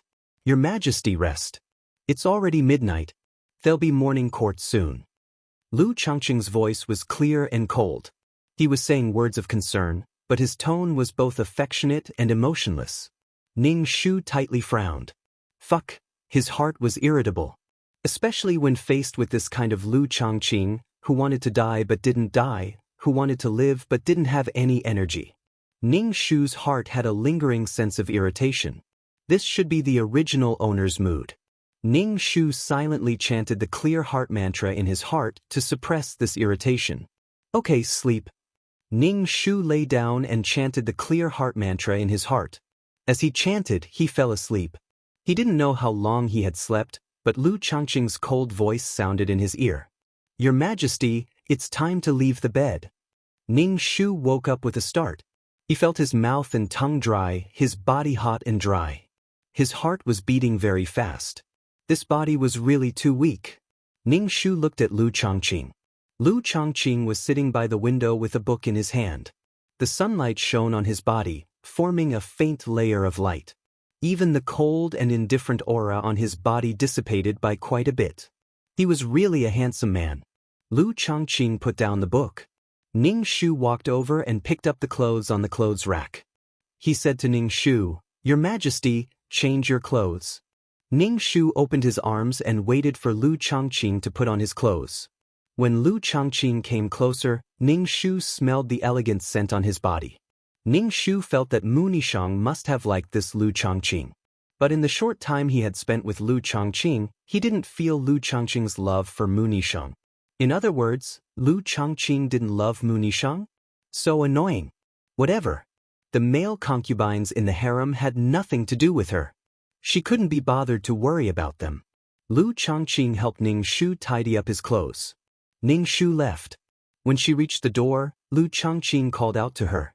Ning Shu turned around and looked at Lu Changqing. Lu Changqing was silent for a moment and said, "Your Majesty, take care of your body. Don't overwork yourself." Ning Shu smiled, nodded, and left. After leaving Phoenix Perch Hall, Ning Shu didn't rush to go to court. Instead, he returned to his own palace and gulped down a teapot of water. He was so thirsty that he felt like he was going to be dehydrated. Ning Shu checked his own pulse. This body had been hollowed out by elixirs. In the Phoenix Perch Hall, Ning Shu endured her thirst and didn't drink any water. She didn't know why, but whenever Ning Shu faced Lu Changqing, she always felt her hair stand on end. This kind of person who didn't like to talk and kept to himself, it was impossible to know what he was thinking. Lu Changqing wasn't very deep. He seemed like he didn't care about anything. He was indifferent and quiet. He managed the harem and didn't seek favor. Ning Shu tried hard to recall the plot. He wanted to know how Mu Nishang and Lu Changqing got along. There didn't seem to be anything special. Mu Nishang would go to Lu Changqing's Phoenix Perch Hall on the 15th of every month. The two had a daughter, Crown Princess Mu Shui. Chapter 539. Ning Shu didn't notice anything wrong with Lu Changqing, but he had a strange feeling in his heart. Ning Shu let go of his doubts and went to the morning court. He sat on the dragon throne and looked at the civil and military officials kneeling in front of him. Ning Shu's eyes focused on Crown Princess Mu Shui, who was wearing a bright yellow dress. Mu Shui looked more like Lu Changqing, but she didn't have Lu Changqing's indifference. She was full of the majesty of the imperial family. In this way, the Crown Princess was qualified to be the heir apparent. Ning Shu flicked his sleeve and said, "Do you have something to report?" Mu Shui stood up and bowed. "Imperial Mother, I have something to report." "Speak." Ning Shu narrowed his eyes and observed Mu Shui. Mu Shui didn't have any accessories on her body. Her hair was combed into a bun, and her long hair was like a ponytail. She didn't even have earrings on her ears. It was very simple. Mu Yao and the other two imperial daughters were dressed much more beautifully than the Crown Princess. Ning Shuqi narrowed her eyes and looked at Mu Shui carefully. Her eyebrows had been trimmed and were no longer willowy. Instead, they were thicker with a pen. The ends of her eyebrows were raised and flew diagonally to her temples. It was hard to tell her gender. "Imperial Mother, this is what I want to report." Mu Shui had a report in her hand. Maid Qiu quickly handed it to Ning Shu. Ning Shu opened it and was very surprised because he saw all kinds of punctuation marks on the report. Mu Shui introduced these punctuation marks in detail. Ning Shu was suspicious in his heart. He couldn't hide the surprise on his face. He asked Mu Shui, "What does this mean?" Mu Shui respectfully said, "I got the inspiration from fourth imperial sister." Mu Yao, who had nothing to do and was almost sleepy, was puzzled when she heard Mu Shui's words. Mu Shui smiled and said, "Imperial sister, didn't you say you have a hard time reading and don't know how to break sentences? I got the inspiration from it." Old 4, take a look. Ning Shu handed the memorial to Mu Yao. Mu Yao took the memorial from Maid Qiu's hands and instantly revealed an expression of sincere admiration. "Eldest imperial sister, you're really too amazing. I only said that and you came up with these punctuation marks." Mu Shui smiled and said nothing. Ning Shu narrowed his eyes and looked at Mu Shui. When Mu Shui met Ning Shu's gaze, she hurriedly said respectfully, "Mother, I hope that these symbols can be popularized." Ning Shu nodded. "I hope that every minister will use the memorials tomorrow morning." Ning Shu then looked at Mu Shui. "What's this?" "Imperial Mother, these are punctuation marks." Mu Yao was the first to speak. "Yes, punctuation marks. We hope that tomorrow's memorials will all have punctuation marks." Ning Shu said to Mu Shui, "You've done a good job. Spread this to all the private schools." "Yes, Imperial Mother," said Mu Shui. "Is there anything else?" "If there's nothing else, then court is dismissed." Ning Shu's face showed signs of exhaustion. Mu Shui saw Ning Shu's state and cupped her hands in salute. "I still have something to report." "Speak." Ning Shu looked at Mu Shui. Mu Shui deliberated for a moment before saying cautiously, "I think that men should be allowed to leave their homes and study in private schools. Men can make contributions and work for the country." When Mu Shui said this, the hall fell silent. No one said a word. Impudent. Men should stay at home and abide by the 3 husbands and 4 virtues. How can they show their faces in public? Ning Shu said sternly. Don't let us hear something like this again. Yes, I know my mistake. After being scolded by Ning Shu, Mu Shue's face flashed with a dark and gloomy expression. She lowered her head and said in a muffled voice. Mu Yao wanted to agree with Mu Shue, but when she saw her mother's ashen face, she shut her mouth and didn't say anything. Court is dismissed. Ning Shu suddenly stood up. His vision suddenly darkened and he staggered. Fortunately, Ning Shu steadied himself and didn't fall. Ning Shu's heart froze. Although she appeared angry, she wasn't angry at all. But when she stood up, her vision darkened. He had a bad feeling in his heart. Ning Shu looked at the 4 adult princesses and felt that this mission was very troublesome. Mu Shue was also very abnormal. She was definitely a modern person who knew punctuation. Could it be that the current Mu Shue had also been transmigrated? Ning Shu rubbed his forehead and turned to leave the palace. The officials knelt to see Ning Shu off. After Ning Shu left, Mu Yao stood up and said to Mu Shue, "Eldest sister, don't be discouraged. I support you." Mu Shue looked at Mu Yao indifferently. Coldness flashed in her eyes, but it disappeared in an instant. She said, "Thank you, fourth sister." "There's no need to thank me." Mu Yao smiled sweetly and her eyes were especially sincere. Mu Shue looked at Mu Yao's smile and was dazed for a moment. This woman was really like the woman in her memory. Mu Shue glanced at Mu Yao and turned to leave. Mu Yao was a bit confused. She shrugged and planned to go back to the palace to sleep. Ning Shu returned to his palace. He first drank a cup of water and rubbed his forehead. Why do I feel like I'm going to have a brain hemorrhage?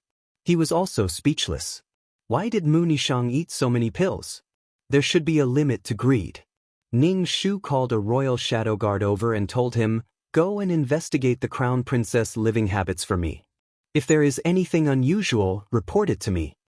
Not only did Ning Shu suspect that Mu Shue had been possessed, but she also suspected that the person inside Mu Shue's body was a man. She had changed her style of dressing and makeup slightly. Mu Shue's words on behalf of a man made Ning Shu think that the person inside Mu Shue's body was a man. Mu Shue had been living with such rules since she was young. Not to mention, she was the crown princess of a country. She didn't put men in her eyes. Just like in this world where men were superior to women, the crown prince of a country didn't put women in his eyes. He wouldn't say things like letting women go out of the house to receive education and build a career. The status of men in this world was extremely low. That was why Mu Nishang didn't accept a man sitting on the throne of Xian. Mu Nishang directly called men lowly people. The status of men living at the bottom was even lower. The germination of male chauvinism mainly came from the noble young masters who could receive education. Mu Shue's core was a man. She couldn't give the throne of Xian to her. What was the difference between this and a man sitting on the throne? Now, she wanted a man to receive education and build a career. To put it bluntly, she wanted a man to rule the country and control the country's resources. The result was the same as the crown princess's son ascending the throne. Perhaps in a few hundred years, it would become a world where men were superior to women. Ning Shu patted his chest. He felt very flustered. He didn't look at the memorial anymore. He sat cross-legged on the dragon bed and prepared to cultivate a peerless martial art. Without a good body, he couldn't do anything. Chapter 540. Ning Shu sat on the bed and cultivated. He felt that there was no effect. Perhaps this body's aptitude was too poor, so he couldn't cultivate for a while. Ning Shu felt a bit irritated, but he couldn't tell where this irritability came from. Perhaps it was because his body was too uncomfortable, causing him to be in a bad mood. In addition, the peerless martial arts that had always strengthened his body didn't seem to work. Ning Shu made up his mind. He had to cultivate for a while. This body always made him feel irritated. Furthermore, he was addicted to pills. The feeling of his heart being scratched was because he wanted to eat pills. After cultivating for a while, he still didn't have any results. Instead, he had some muddy red sweat. It should be the pill poison hidden in his body. The red in the sweat should be cinnabar.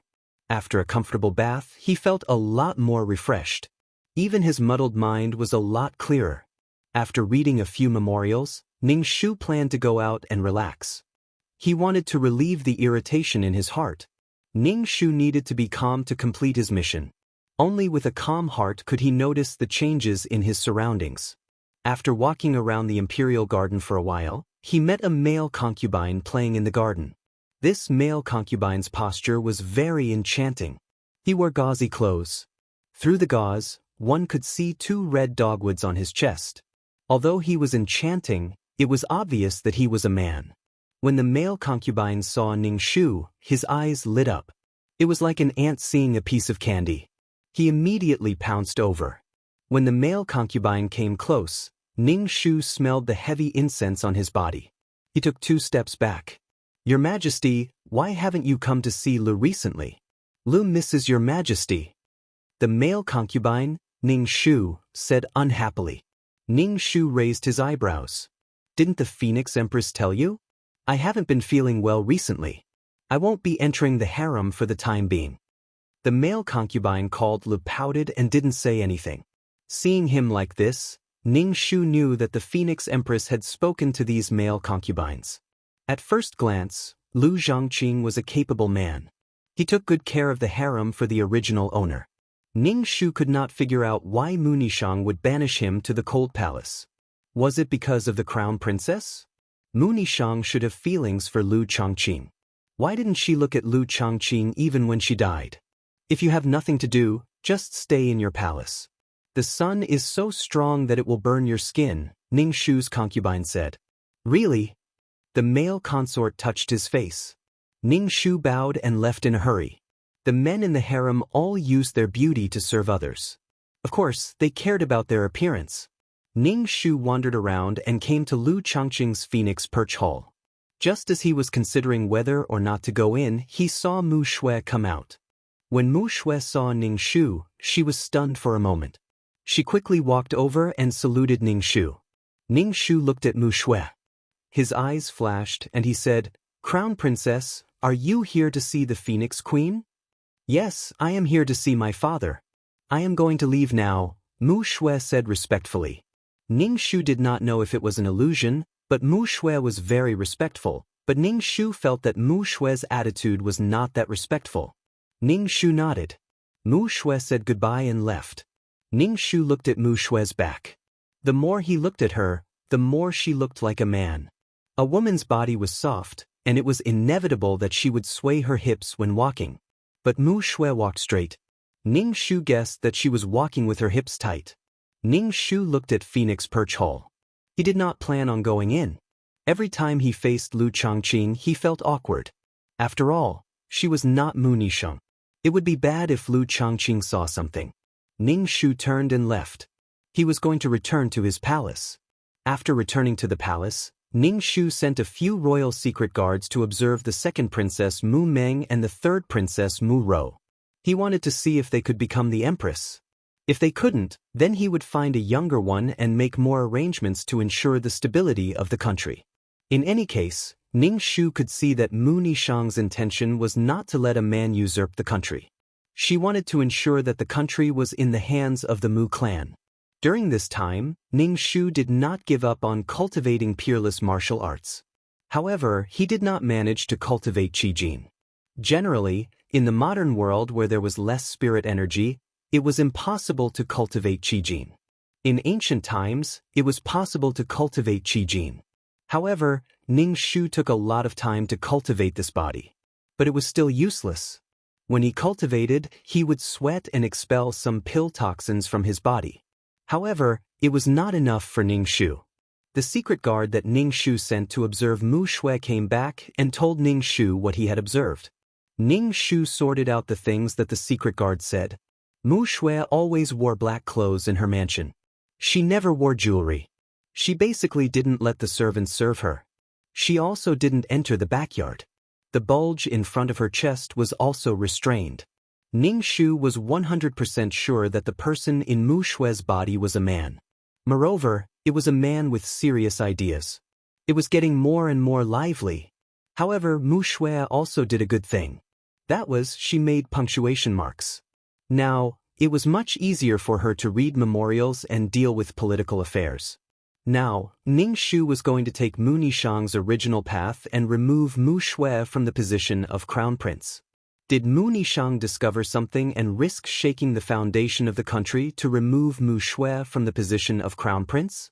Did she discover that the soul in Mu Shui's body was a man's soul? The plot didn't give Ning Shu much useful information. In short, this task was not simple. She had naively thought that this task was simple before. Ning Shu felt that his task was getting more and more difficult. Was it his bad luck or the system's intention? During the time when Ning Shu didn't go to the harem, Lu Changqing would occasionally send some tonic soup to Ning Shu. He would tell Ning Shu to pay attention to his body. It was like routine business, which made Ning Shu's balls hurt. Every time he saw the Xiangfei bamboo flute on Lu Changqing's waist, Ning Shu wanted to know the origin of this flute. Lu Changqing seemed to cherish it and carried it with him except when he went to sleep. Ning Shu's heart was itching. He couldn't help but ask, "Phoenix Empress, what is the meaning of this flute?" Lu Changqing took the flute from his waist. Ning Shu said, "This flute was made by Changqing himself." There were mottled marks on the Xiangfei bamboo. It was like a person's tears had dripped onto it. Ning Shu nodded and said, "Phoenix Empress's craftsmanship is good." Lu Changqing pursed his lips. His expression was a bit dark. Ning Shu told him to remember to drink the soup and then left. Ning Shu was confused. Did she say something wrong? Why did it feel like Lu Changqing was angry? Shouldn't she praise the craftsmanship? Should she praise the bamboo for looking good? "Your Majesty, when you and Phoenix Empress were young, you planted a bunch of Xiangfei bamboo," Maid Autumn couldn't help but say. Ning Shu, 0, I see.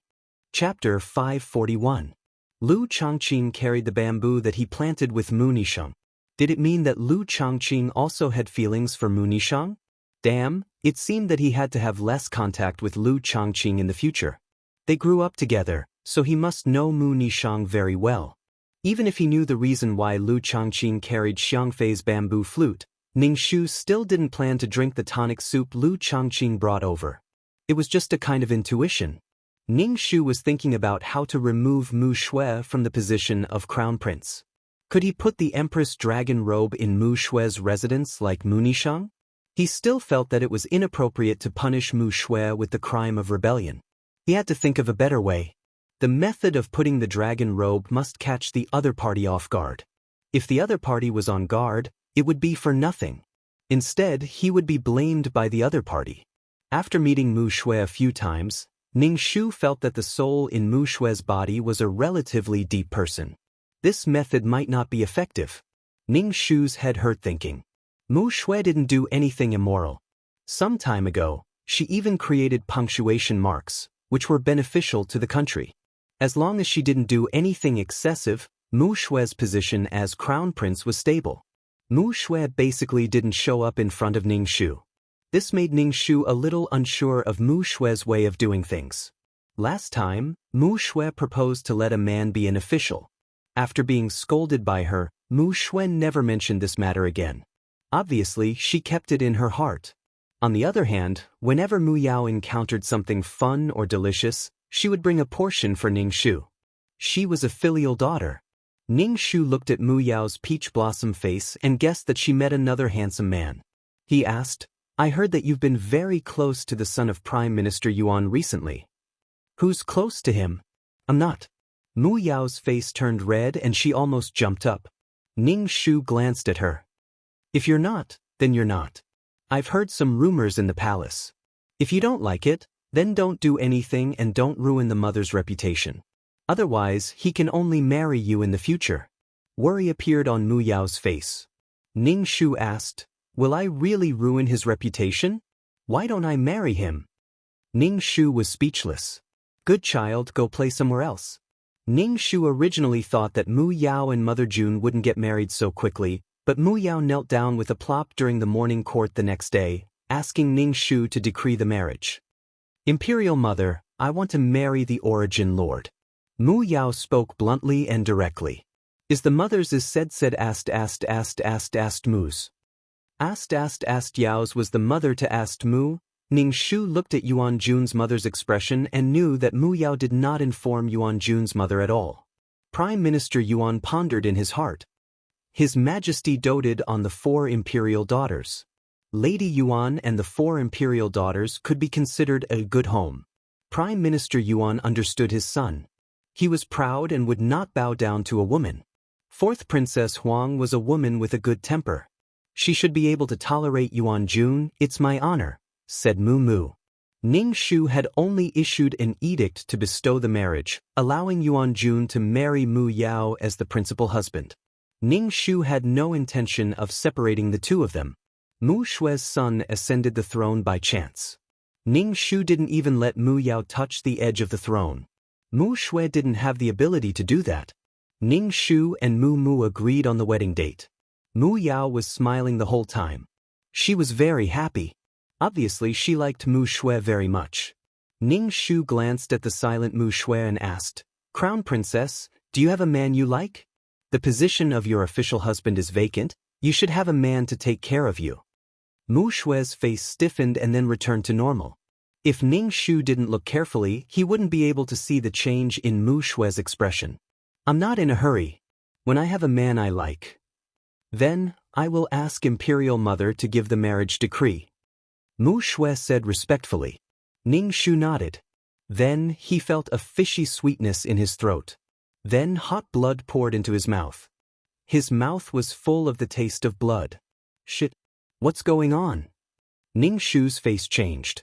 In front of the civil and military officials, he could only swallow the blood in his mouth. He waved his hand at Maid Chiu. Maid Chiu immediately said, "Court is dismissed." Ning Shu quickly stood up and walked towards the side chamber. Mu Shui looked at Ning Shu's back deeply. Then she said coldly to Mu Yao, who was in high spirits, "Congratulations to Imperial Sister for getting a beauty."